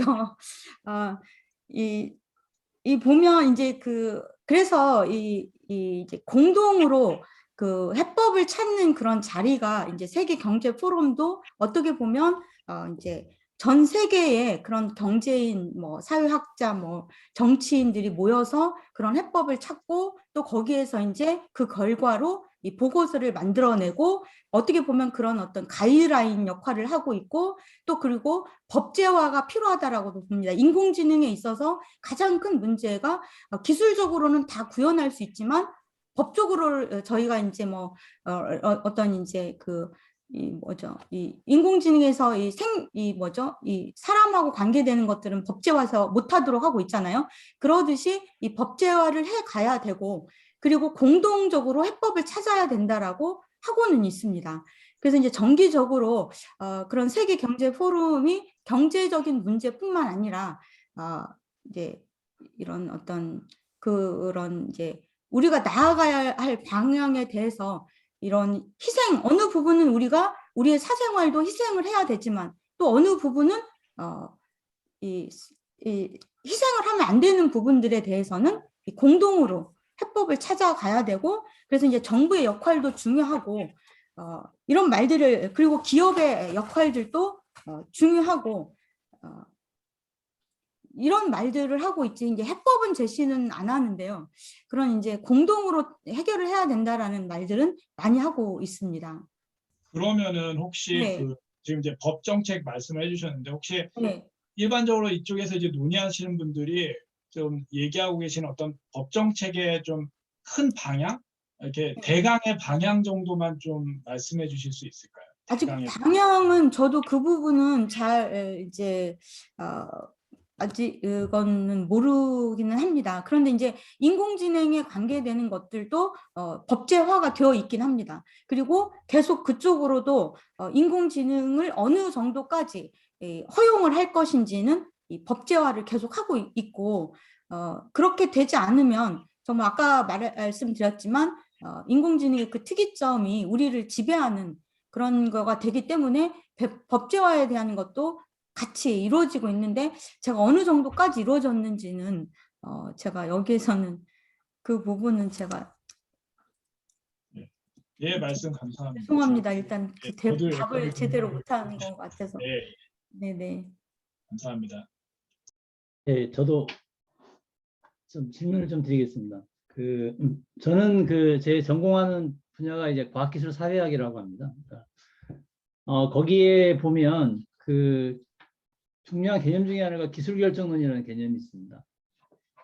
기술의 발전이라고 하는 게 일정한 나름의 자율성을 갖고 있고, 그런 것을 전제한 후에 그런 기술의 발전된 기술이 사회에 어떤 영향을 미치는가를 이제 보는 그런 어떤 우리 사회에 지금 선생님께서도 처음에 이제 기술이 앞으로 어떻게 발전될 것이 어떤 특징이 있는지를 설명하시고, 그다음에 그것이 우리 사회를 어떻게 변화시킬지를 보시고, 그리고 그것이 부정적인 어떤 효과가 어떻게 날 것인지를 이제 보셨잖아요. 그러니까 약간 굉장히 일반적인 방식이죠. 우리 사회의 어떤 4차 산업혁명을 설명하는 일반적인 방식인데, 저희 분야에 있는 학자들이 연구를 통해서 이를테면 산업혁명이 지금 4차 산업혁명이라고 얘기하지만 그 전에 1차, 2차가 있었고요. 그런 어떤 일련의 과정 속에서 사회가 어떻게 변했고 기술 발전이 어떻게 이루어지는가를 좀 더 이제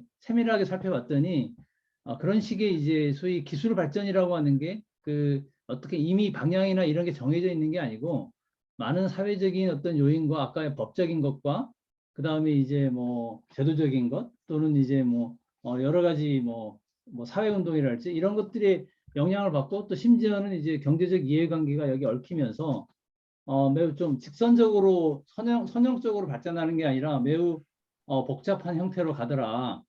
그러니까 이제 그걸 기술이 어떤 기술의 발전이라고 하는 걸 우리가 결정적으로 좀 봐서는 안 될 것 같다. 이런 식의 이제 주장들을 하기 시작을 했거든요. 그런데 이제 지금 4차 산업혁명에 대해서는 특히 그러니까 역사적인 부분은 좀 그렇긴 한데 4차 산업혁명 특히 이 4차 산업혁명인 경우에는 이 기술결정론적인 설명이 매우 설득력을 갖거든요. 우리 사회에서 매우 강력하죠. 그러니까 보통 다 이렇게 설명하고 이렇게 변화를 하기 때문에 우리가 이렇게 대응을 해야 되고 거기서 생길 수 있는 문제가 이런 문제가 있으니까 우리가 조심을 해야 된다. 이런 주장이 매우 강력하다고 저는 생각을 합니다. 저도 반박하기가 쉽지가 않거든요, 이게. 그래서 좀 다소 엉뚱할 수는 있는데 제 궁금증은 이게 전 세계적인 현상인 건지 아니면 한국이라고 하는 우리 사회가 조금 더 특별한 건지에 대한 궁금증이 좀 생겨서 이 4차 산업혁명이라고 하는 저는 이게 일종의 담론이라고 보는데요. 이 4차 산업혁명이 담론이 전 세계적으로 어느 정도 활성화되어 있는지 우리나라에만 특히 이게 강조되고 있는 건지 그런 생각이 조금 들어가지고 그게 조금 참고점은 사실 지금 제가 알기로는 이 4차 산업혁명의 담론 말고 인류세 담론이 또 있거든요.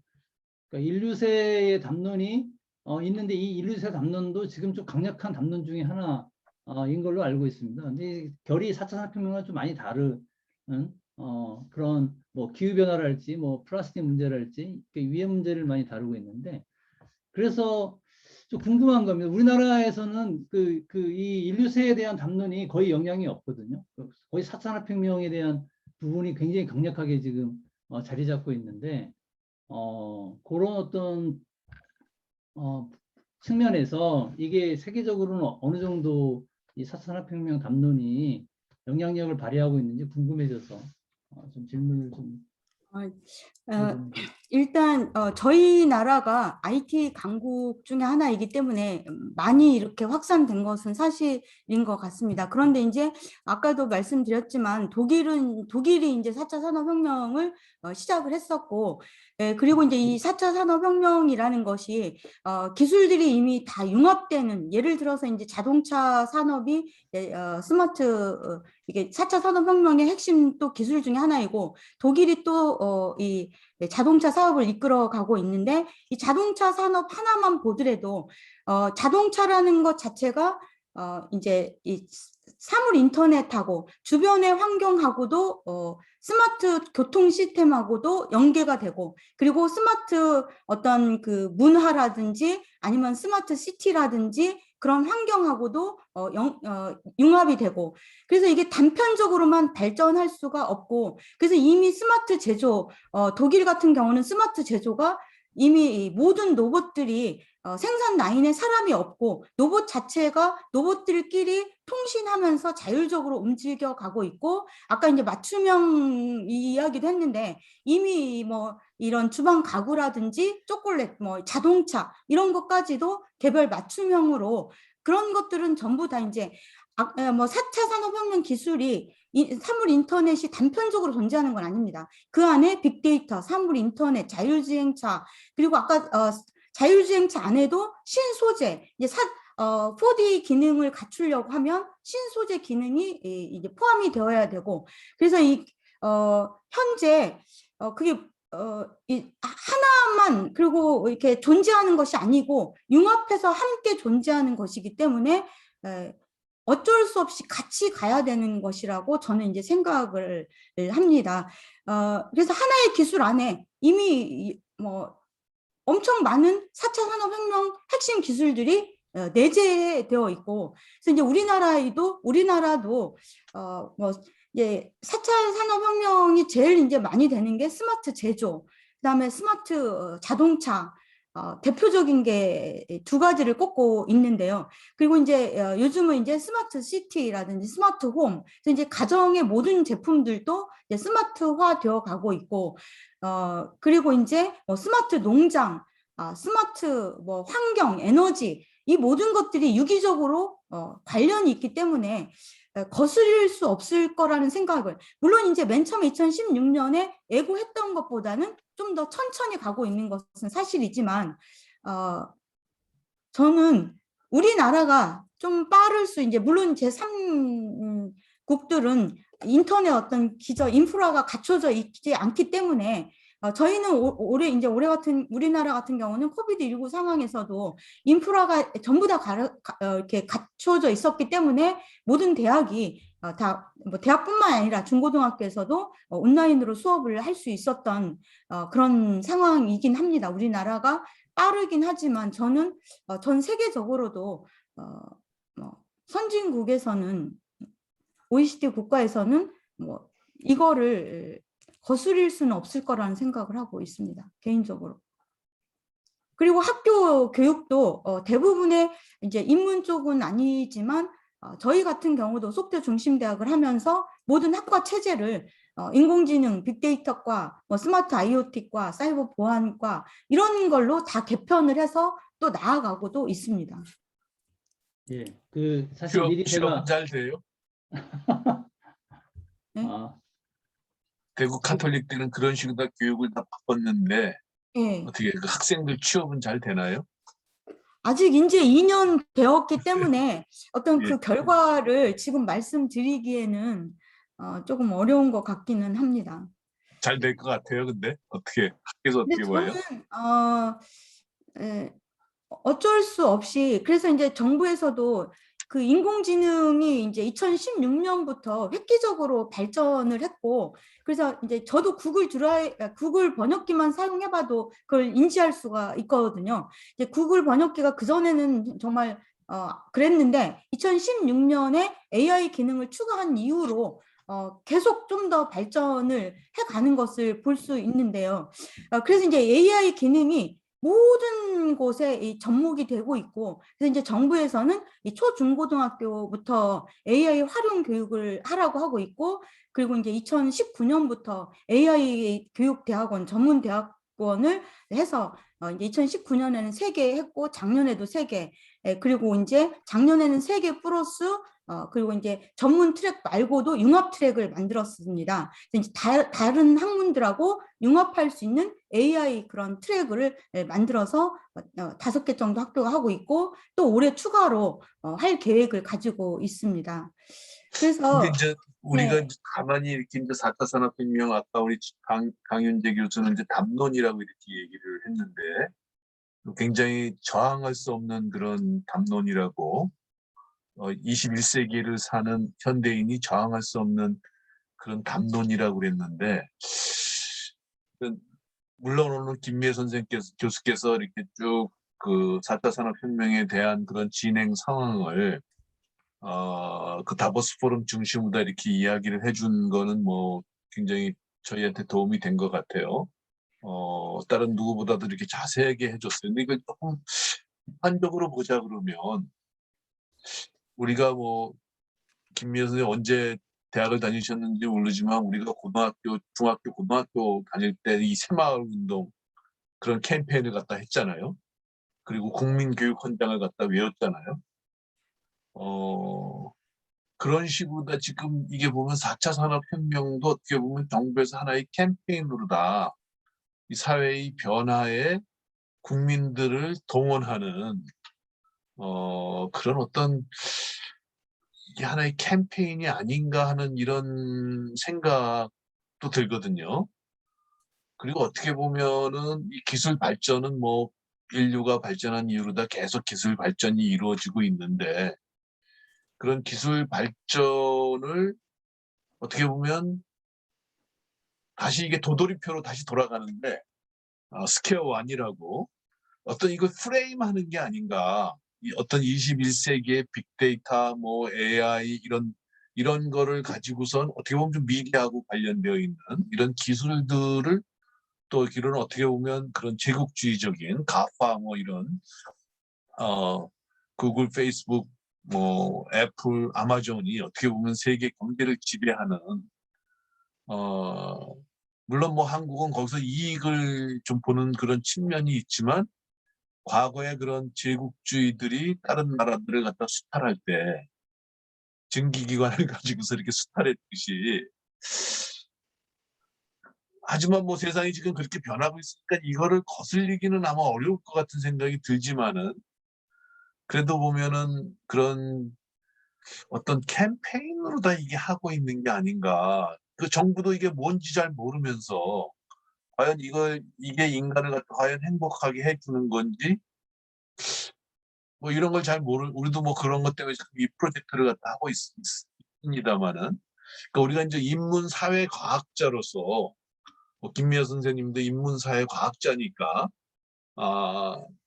인문사회과학적으로서 이거를 조금 더 좀 비판적으로 다 봐야 되는 게 아닌가 하는 그런 생각이 있거든요. 그래서 이게 우리가 이제 학자니까 이게 이제 그런 한쪽으로 지금 이렇게 몰려가는 것 같은데 그리고 거기에 모든 교육 시스템까지 이제 바꿔버리잖아요.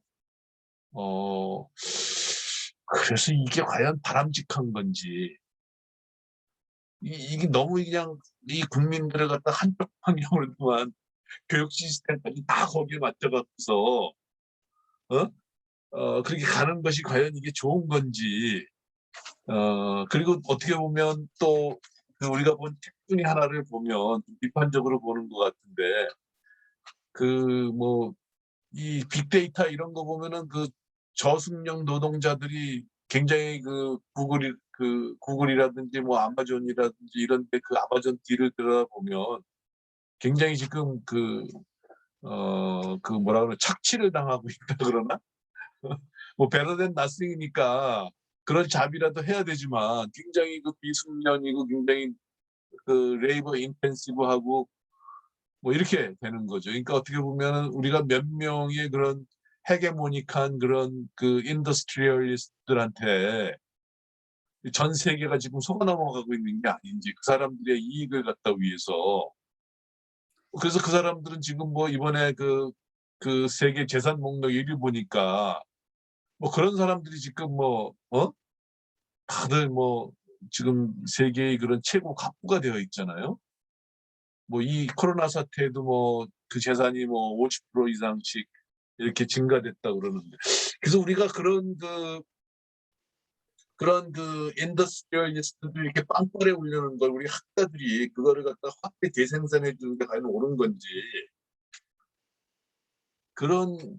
근데 이게 참 저항하기 어려운 정말 우리 강대 교수님이 잘 얘기하셨는데 이 저항하기 어려운 그런 프레임이에요 이게. 우리 이제 난 담론이라고 얘기를 했지만 이건 프레임으로 좀 보면 이 사회 발전을 갖다가 4차 산업혁명이란 이런 프레임으로 다 가지고 가서 그 모든 사람들이 그 코딩을 갖다 안 배우면 살아나갈 수 없는 어떻게 보면 다양성을 갖다가 인간의 삶에 대한 인간은 모든 사람이 행복을 추구할 그런 능력 추구해야 되고 자기의 그런 자기 소질을 갖다 개발해야 되는데 지금 뭐 우리 신방과 들어온 사람들 다 지금 코딩을 갖다 배우고 있거든요. 과연 그게 얼마나 필요한 건지는 잘 모르겠지만 또 그거 안 배우면 또 취직 안 된다 그러니까 이제 배워볼 생각이 있는데 또 이미 또 똑똑한 사람들은 배운 사람들도 있고 그래서 이게 좀 우리가 인문사회과학자니까 이거 조금 더 비판적으로 봐야 되는 거 아닌가. 그리고 정말 이게 민주주의하고 어떤 관련이 있는 건지 또 국민들의 행복하고 어떤 관련이 있는 건지 그냥 그런 그 인더스트리얼리스트들의 그런 그 빵빠레 우리 인문사회과학자들이 다 넘어가 갖고 같이 이거를 갖다가 그냥 그 사람들의 이익을 위해서 몇몇 사람들의 이익을 위해서 우리가 이거를 계속 빵빠레를 갖다 울려줘야 되는 게 맞는 건지 그런 의문이 있습니다. 저는요. 예. 저도 새마을 시대 사람입니다. 저희도 초등학교 때, 국민학교 때 새마을 운동 했었고. 박정희가 계속 해먹으려고. 네, 저도 뭐 아침에 뭐 국민훈장 외웠던 시대이고요. 저도 그런 시대에. 그래서 뭐 발전한 측면도 있습니다만은. 네, 그런데 그렇죠. 저도 맨 처음에는 이거가 그런데 이 4차 산업혁명의 기술들을 보게 되면 실은 이 4차 산업혁명이 무서운 것이 모든 기술들이 연결되어 있는 게 가장 큰 문제인 것 같아요. 이제 아까도 자동차를 말씀을 드렸지만 지금 이제 구글이라든지 애플사라든지 마이크로소프트사는 엄청난 많은 그 몇 조 원의 돈을 AI에 투자하고 있습니다. AI 기술에. 그래서 이미 이제 애플 같은 경우도 자동차 알고리즘을 다 개발을 했고 그리고 자기네들은 차체가 없어서 차체를 할 수 있는 그런 이제 자동차 회사들을 찾고 있고 그래서 저희 현대에도 이제 그 중에 있다가 결국은 결렬돼서 현재는 안 하고 있지만 어쨌건 자동차도 이런 이제 컴퓨터 알고리즘으로 돌아가는 시대인데 그 알고리즘 자체가 자동적으로 돌아가는 것뿐만 아니라 주변하고 끊임없이 통신을 해야지 되는 것입니다. 예를 들어서 뭐 자동차가 그냥 맨 처음에는 우리 인간이 맨 처음에는 가기만 하면 되는데 나중에는 또 하나의 기능을 또 요구하게 되면 내가 자동차 가고 있으면서 주변의 교통 상황들도 실시간으로 안내를 해주고 그리고 또 어떤 이벤트가 발생하고 있으면 관광지를 갈 때 이벤트가 발생하면 잠깐 들려갈 수도 있고 이런 모든 것들이 서로 유기적으로 연결되어서 누군가 하나가 더 좋은 것을 하면 그래서 이제 아까도 자동차뿐만 아니라 제조도 이제 모든 스마트폰도 현재 저희 나라는 이제 사람이 개입해서 스마트폰을 제조할 때는 불량품이 엄청 많이 나옵니다. 그런데 지금은 대부분 많이 전 자동화가 이루어져 있습니다. 포장까지 전부 다 스마트폰을 제조를 하는데요. 그러면 이 이 불량품률이 훨씬 줄어들고 그러면 생산성이 향상이 되기 때문에 기업에서는 그렇게 할 수밖에 없는 것이죠. 그리고 현재 이제 자동차 공장에서도 생산 라인에 엄청 많은 이제 그 요원들이 있죠. 조선 뭐 자동차 그런 분들이 이제 갈수록 없어질 거라고 하는 이유가 바로 로봇들이 서로 통신하면서 프로그램화 다 시키면 서로 통신을 하면서 자동적으로 가는. 그래서 기업들은 그렇게 했을 때 생산성이 많이 향상이 되기 때문에 그렇게 안 할 수가 없는 것이죠. 그러다 보면 국민들은 끌려갈 수밖에 없고 그래서 이대로 있다가는 저희가 이제 아까도 뭐 1차, 2차에서도 저희가 어떻게 보면 그런 선진국에 지배당한 거잖아요. 경제적으로. 그리고 이미 소프트웨어에서는 이 선진국한테 지배를 당하고 있습니다. 저희가 사용하고 있는 소프트웨어의 대부분 뭐 이 줌도 마찬가지이고 파워포인트, 엑셀, 뭐 인터넷 모두 다 미국에서 저희가 이제 돈을 내고 쓰는 것들이지 않습니까?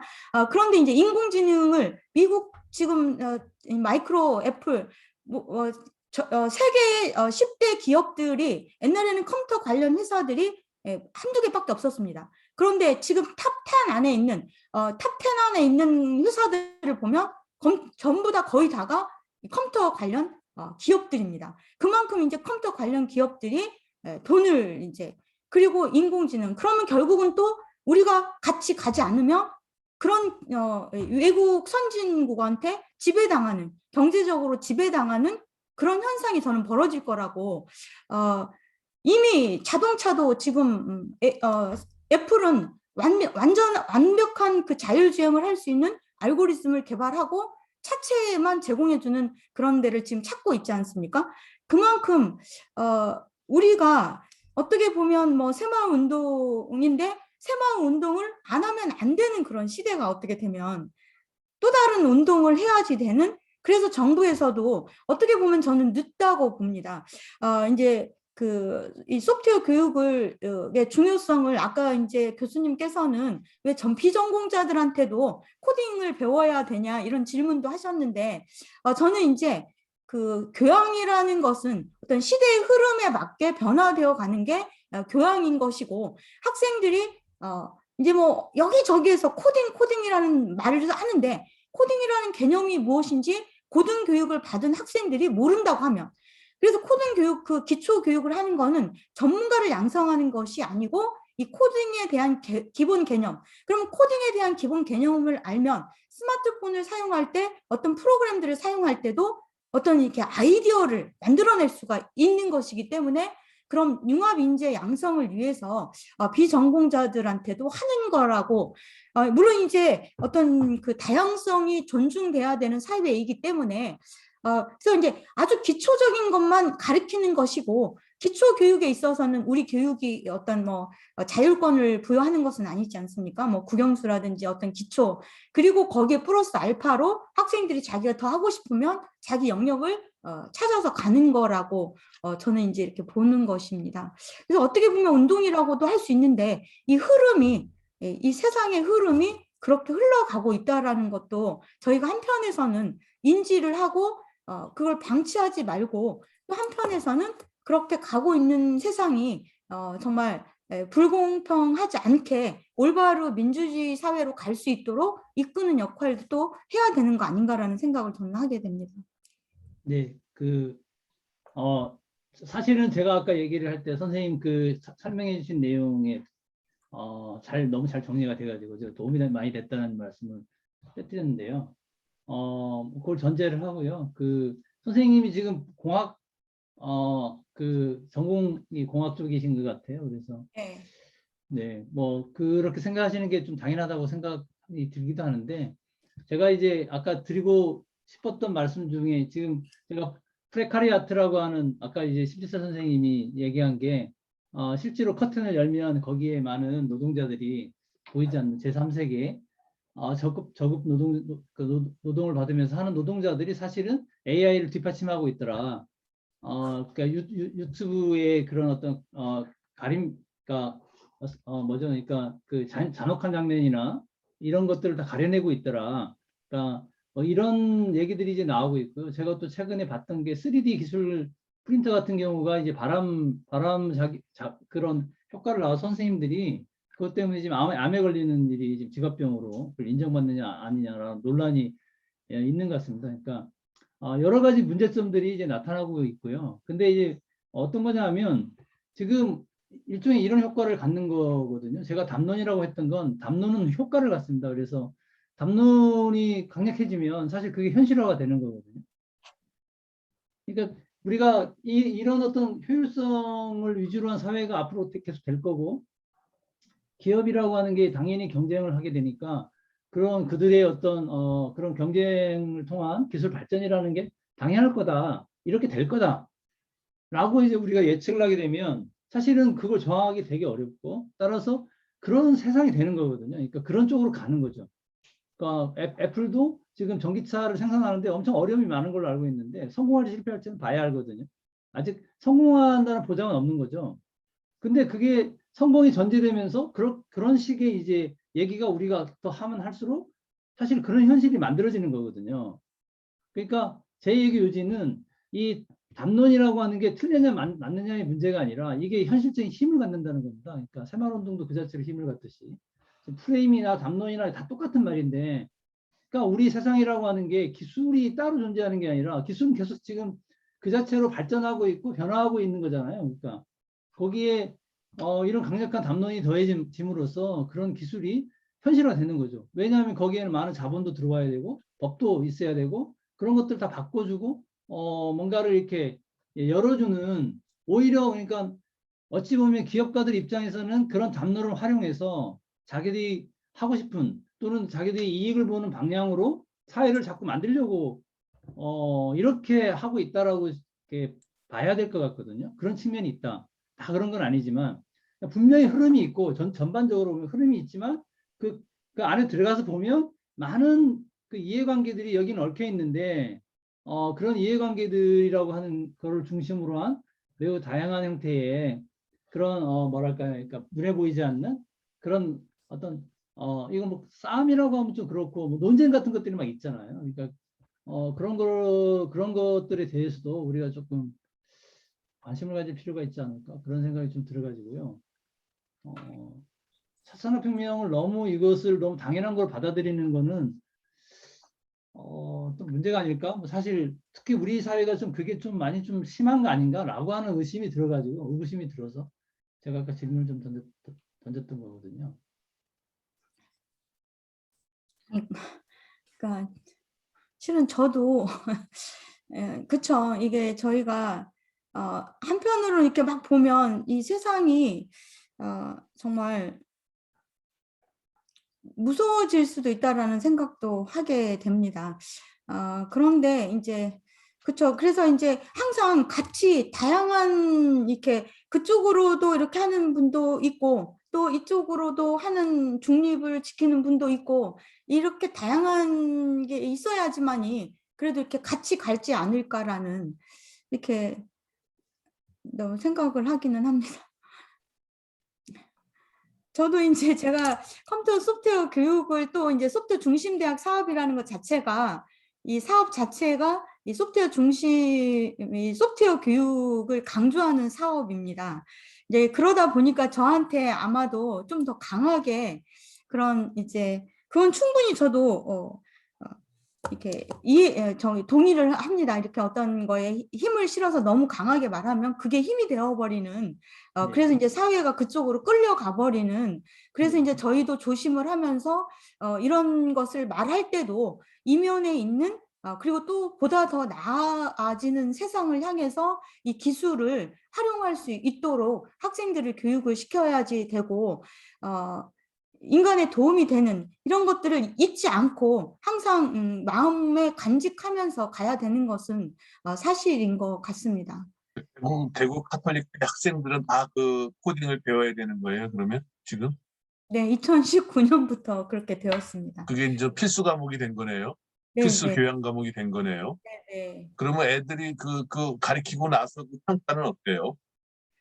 저희가 2019년에 시작할 때는 조금 힘들었었습니다. 그런데 이제 고무적인 것이 정부에서 2015년 개정 교육과정에 의해서 이 소프트웨어 교육을 중학교에 필수화를 시켰습니다. 그리고 이제 아까도 말씀드렸지만 이 초중고등학교에 소프트웨어 중점 연구학교를 운영하면서 이 방과 후 학교를 통해서 창의 체험 활동을 통해서 이 컴퓨터를 많이 다루고 있고, 그래서 많은 학생들이 대부분 컴퓨터를 접하고 옵니다. 그래서 이제 2019년, 그러니까 2015년부터 개정 교육과정이 이제 중고등학교에는 2018년부터 적용이 됐고, 그리고 작년부터 들어오는 학생들이 컴퓨터를 접한 학생들이 의외로 많아요. 그래서 그 전에는 전혀 접하지 않은 학생들은 왜 이걸 우리가 배워야 되는지를 이렇게 했는데, 작년부터는 강의평가를 해보면 왜 우리가 이걸 배워야 되느냐는 강의평가는 그렇게 많이 안 나옵니다.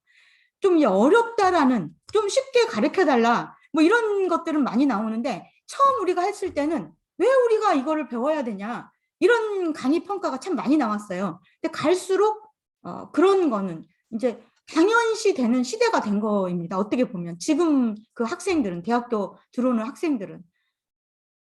그 코딩, 네. 그 대구 카톨릭에서 쓰는 그 코딩 커리큘럼은 어떤 게 있어요? 저희는 이제 그 계열로 인문사회 계열하고 자연공학 계열, 그리고 예체능 계열로 세 개로 나누어서 이제 인문사회 계열은 파이썬을 가지고 합니다. 그리고 공학 계열하고, 파이썬. 공학 계열하고 이 이제 자연 계열은 파이썬, 그다음에 C, 그다음에 R 세 개를 오픈해서 학생들이 선택할 수 있도록 합니다. 그리고 예체능계는 그것도 이제 어려워하니까 초등학교, 중학교 수준의 스크래치를 가지고 합니다. 스크래치. 현재 스크래치라는 것도 있어요? 예체능은 그거는 이제 블록 기반 언어인데요. 블록을 끼워 맞히듯이, 레고를 끼워 맞히듯이 이 프로그래밍을 짜가는 그런 언어입니다. 나머지는 텍스트 기반 언어이고, 그래서 이제 계열별로 조금씩 이제 수준을 달리하면서 지금은 접근하고 있고, 이제 저는 몇 년 후에는 그것도 좀 수준을 높여야지. 왜냐하면 이미 학생들이 중학교 때 스크래치를 배우고 고등학교 때 파이썬을 배우는 시대가 이제 2002년 후면 모든 학생이 다 파이썬을 접하고 오는 학생들입니다. 고등학교 때. 그 새로운 그 신규 교육 과정에 의해서 다 접하고 오는 학생들이기 때문에 지금보다는 수준을 좀 더 높게 해야 하지 않을까라는 생각을, 그래서 이제 시대가 그렇게 이제 흘러가고 있는 것이고, 실은 많은 학생들이 재미있어 합니다. 그러니까 물론 어려워하는 학생들도 있고 신기해하는, 컴퓨터 프로그램이라는 것이 그렇게 어려운 게 아니고 뭐 조금만 해도 이렇게 만들어내는 거다. 그래서 이제 그런 개념이 있는 학생들이 스마트폰에 있는 앱들을 사용하면 조금씩 그 어떻게 작동하는지에 대한 개념을 알기 때문에 단순히 모르고 사용할 때하고는 다를 거라고 저는 보고, 또 그런 학생들이 자기 이제 영역에서 이거 컴퓨터 프로그래밍을 이렇게 접목하면 뭔가 새로운 것을 만들어낼 수 있겠구나 하고 생각하는 그런 융합적인 사고도 길러질 수 있고, 이제 그게 목적인 것이지 그 학생들을 전문가로 양성하는 것은 목적이 아닙니다. 이 시대가 너무 많은 곳에서 컴퓨터하고 접목되어 있는 것들이 많으니까 그런 어떤 것들을 하는 것이라고 보면 좋을 것 같습니다. 요새는 그 보니까 조금 실용적인 느낌으로 가서 네. 드라이브로 다 많이 공유를 하잖아요. 드라이브로. 네네. 드라이브로 다 많이 공유하는데 이게 잘 안 되더라고 보면. 이게 무슨 패스워드가 걸리는지. 이제 뭐 많이 쓰는 게 이제 뭐 저희 같은 경우는 자체적으로 공유 이제 시스템을 구축을 해서 쓰고 있는데, 또 많이 쓰는 게 이제 구글 드라이브 같은 경우인데, 이 구글은 이제 보안 인증을 좀 강화시킵니다. 그래서 이제 뭐 좀 용량을 많이 쓰기 위해서는 2차 검증을 하면 또 핸드폰으로 또 이제 검증, 이런 보안 문제를 갈수록 이제, 그래서 저희 같은 경우도 이 사업단의 모든 정보는 다 구글 드라이브, 그 다음에 자체적으로 또 공유, 그게 이제 다 클라우드 이제 시스템들인데요. 이 클라우드 기술도 결국 4차 산업혁명의 핵심 기술 중에 하나이고, 모든 이 사업에서든지 이런 데서도 이 자료들은 다 드라이브를 통해서 공유되고 있죠. 그리고 학생들도 마찬가지입니다. 학생들한테 필요한 소프트웨어라든지 이런 모든 것들도 공유 드라이브에다 올려놓고 학생들한테 자유롭게 쓸 수 있도록 하고 있습니다.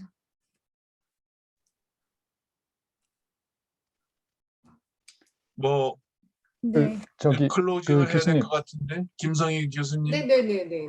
네, 그렇지 않아도 저도 김미희 선생님께서 이제 계신 대구 가톨릭대 홈페이지를 검색해 보면서 융합 소프트웨어 대학에 계시고 그다음에 SW 중심대학으로 활동하고 있는 것에 대한 관심이 되게 많았는데 오늘 그런 이야기들까지 해서 이렇게 마무리할 수 있어서 너무도 유익한 시간이었습니다. 제가 정말로 궁금했던 거는 정교의 학생들에게 그렇게 소프트웨어 교육을 한다고 했을 때 그렇게 단과대별로 아니면 교수님들이 반발이 있지는 않았을까, 거부하는 반응이 있잖아, 이런 게 살짝은 사실 궁금했거든요. 그거 하나만 여쭤보고 싶습니다. 예. 맨 처음에는 반발도 심했습니다. 근데 저는 그 반발 이유를 잘 모르기는 했는데, 왜냐하면 이게 교양의, 그러니까 전공의 어떤 교과목의 일부를 가지고 와서 그 과목을 하는 게 아니고 교양에서 하는 것이잖아요. 그래서 교양 과목의 한 과목으로 들어가는 거기 때문에 전공 커리큘럼하고는 관계가 없는 것입니다. 근데 이제 교수님들이 맨 처음에는 이렇게 이제 우려가 학생들이 컴퓨터를 하면 다 컴퓨터 쪽으로 빼앗기는 거 아닌가라는 그런 우려도 있었던 것 같아요. 그런데 이제 막상 해보니까 뭐 학생들도 반응도 나쁘지 않고, 그리고 그걸 했다고 해서 우리 뭐 학부에 영향이 뭐 있는 것도 아니고, 그리고 이제 오히려 또 자연계라든지 이런 데서는 그런 것을 해주고 싶어요. 특히 이제 공과대 같은 경우는 다른 모든 전공들에서 그걸 원하고 계시고, 그래서 저희가 이제 대신 해주니까 저희한테 감사한 마음도 갖고, 그렇지만 아직도 많은 일부 교수님들은 왜 모든 학생이 코딩을 배워야 되나라고 아직도 그렇게 이제 생각하고 계시는, 뭐 저부터 이제 어떤 교수님은 직접 그렇게 말씀도 하십니다. 저부터 왜 코딩 교육을 받아야 하는지 납득을 시켜달라, 이렇게 이제 직접 말씀하시는 교수님들도 계시는데 쉽지는 않습니다. 근데 이제 지금은 이제 받아들여서, 그리고 이제 이게 아까도 말씀드렸지만 이미 초중고등학교에서 그 정도는 다 배우고 왔기 때문에, 그리고 저희는 이제 그 교양 모든 전교생이 가르치는 내용에서는 기본적인 내용을 많이 가르칩니다. 우리가 이제 뭐 스마트폰에서 용량이 뭐 64기가다, 뭐 노트북을 하나 사려면 듀얼 컴퓨터다, 뭐 메인 메모리는 뭐다. 그런데 학생들은 정작 그런 용어들은 하나도 몰라요. 그런 것들을 이 현 시대에 살아가는데 필요한 그런 교양적인 측면의 내용들도 많이 가르쳐주고 있습니다. 네, 감사합니다, 교수님. 정말 지금 좋네요. 현재 네네. 저는 이제 저도 요 파트에서 교육을 맡고 있는데 지금 현재 SWAI는 중학교에서도 그렇고 교사 수급 문제며 정보 교사와 기술 교사의 여러 가지 수급 문제 되게 이슈가 많은데 오늘 교수님 모시고 4차 산업혁명의 이해와 전망에 대해서 전반적인 상황 그리고 현재 이슈까지 다룰 수 있어서 너무도 유익한 시간이었습니다. 교수님 너무 감사합니다. 고맙습니다. 감사합니다. 한 가지만 더 여쭤봐도 될까요? 잘 몰라서. 이제 우리 그 학장님 모시고 오늘 이렇게 그 4차 산업혁명에 대한 어떤 기본적인 이해나 그다음에 미래 사회 또 긍정적인 측면, 또 이거를 그 하나의 흐름이라 그러면은 이거를 받아들일 수밖에 없다 그러면 이런 부정적인 측면들은 또 어떻게 극복을 해야 되는지 등등에 대한 어떤 종합적인 이렇게 통찰을 안겨주셨는데, 저희가 이제 저희 팀에서 이렇게 하고 있는 것 중에 4차 산업혁명의 어떤 일반 대중들, 일반 국민들은 4차 산업혁명을 어떻게 인식하고 또 4차 산업혁명에 대한 기초 지식들을 얼마나 갖고 있는지, 이런 거에 대한 이제 설문조사를 좀 진행을 해야 돼요. 근데 그 학자님, 그렇다 그러면은 이 4차 산업혁명 지식을 일반 대중들에게 물어볼 때 어떤 거를 물어봐야 되는지, 그런 것들에 대한 좀 이런 거를 물어봐야 된다든가, 그런 거에 대한 어떤 매뉴얼이나 아니면 이런 것들이 혹시 있을까요? 아니면? 매뉴얼은 없고요. 네. 뭐 저희가 조금 이제 뭐 이렇게 골라달라고 하시면 뭐 생각은 예. 해볼 수 있지만 현재는 그런 매뉴얼은 없습니다. 아, 저희도 근데 분명히 찾아보면 정부에서도 이제 전 국민을 대상으로 한 것은 없겠지만 어떤 이제 뭐 이렇게 학교 단위라든지 아니면 어떤 뭐 뭐 커뮤니티를 통해서 그런 질문들은 했을 거라고 보거든요. 그런 뭐 그래서 저희가 가지고 있는 것은 없습니다. 저희도 그런 질문을 해본 적은 없어가지고요. 오늘 나온 이야기 중에서 이렇게 할 수도 있겠죠. 뭐 모든 사람이 다 네, 네. 코딩을 배워야 하냐 뭐 이런 거 질문을 넣으면 그렇죠, 이제. 왜 배워야 한다고 생각하냐 뭐 이런 거. 그러면 학장님 혹시 네. 저희가 이제 이런 이제 4차 산업혁명에 대한 기본적인 지식이나 인식에 대해서 일반 대중을 상대로 그 인터넷 설문조사를 할 때 이러이런 항목들을 좀 하면 좋겠느냐라고 좀 이렇게 자문을 구하면 학장님 좀 많이 바쁘시겠지만 그것 좀 한번 좀 봐주실 수 네, 있으신지요? 알겠습니다. 코딩에 네네. 대해서 아는지, 코딩의 정의는 뭐냐, 뭐 이런 그거를 사람들이 알까? 코딩이 뭐죠? 뭐라고 예시를 정의해요? 좀 줘야 되지 않을까? 예시를? 가령 뭐 코딩이 코딩에 뭡니까? 대해서 만약에 같은 그런 예시도 좋을 것 같아요.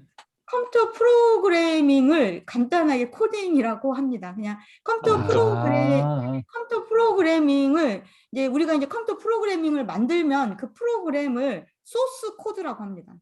그러니까 이제 소스 코드가 이제 컴파일 어떤 단계를 거쳐서 컴퓨터가 알아들을 수 있는 실행되는 그런 이제 프로그램이 만들어지는데 프로그램을 만들 때 이제 우리가 워드를 만들면 이제 그 한글로 뭐 한글 하면 한글로 만들잖아요. 이제 그 컴퓨터 프로그래밍 언어로 만든 그거를 이 프로그램을 소스 코드라고 하고 그래서 이제 그 코드라는 말이 거기에서 나온 것이고 컴퓨터 프로그래밍을 쉽게 그냥 간단하게 줄여서 코딩이라고 하는 것입니다.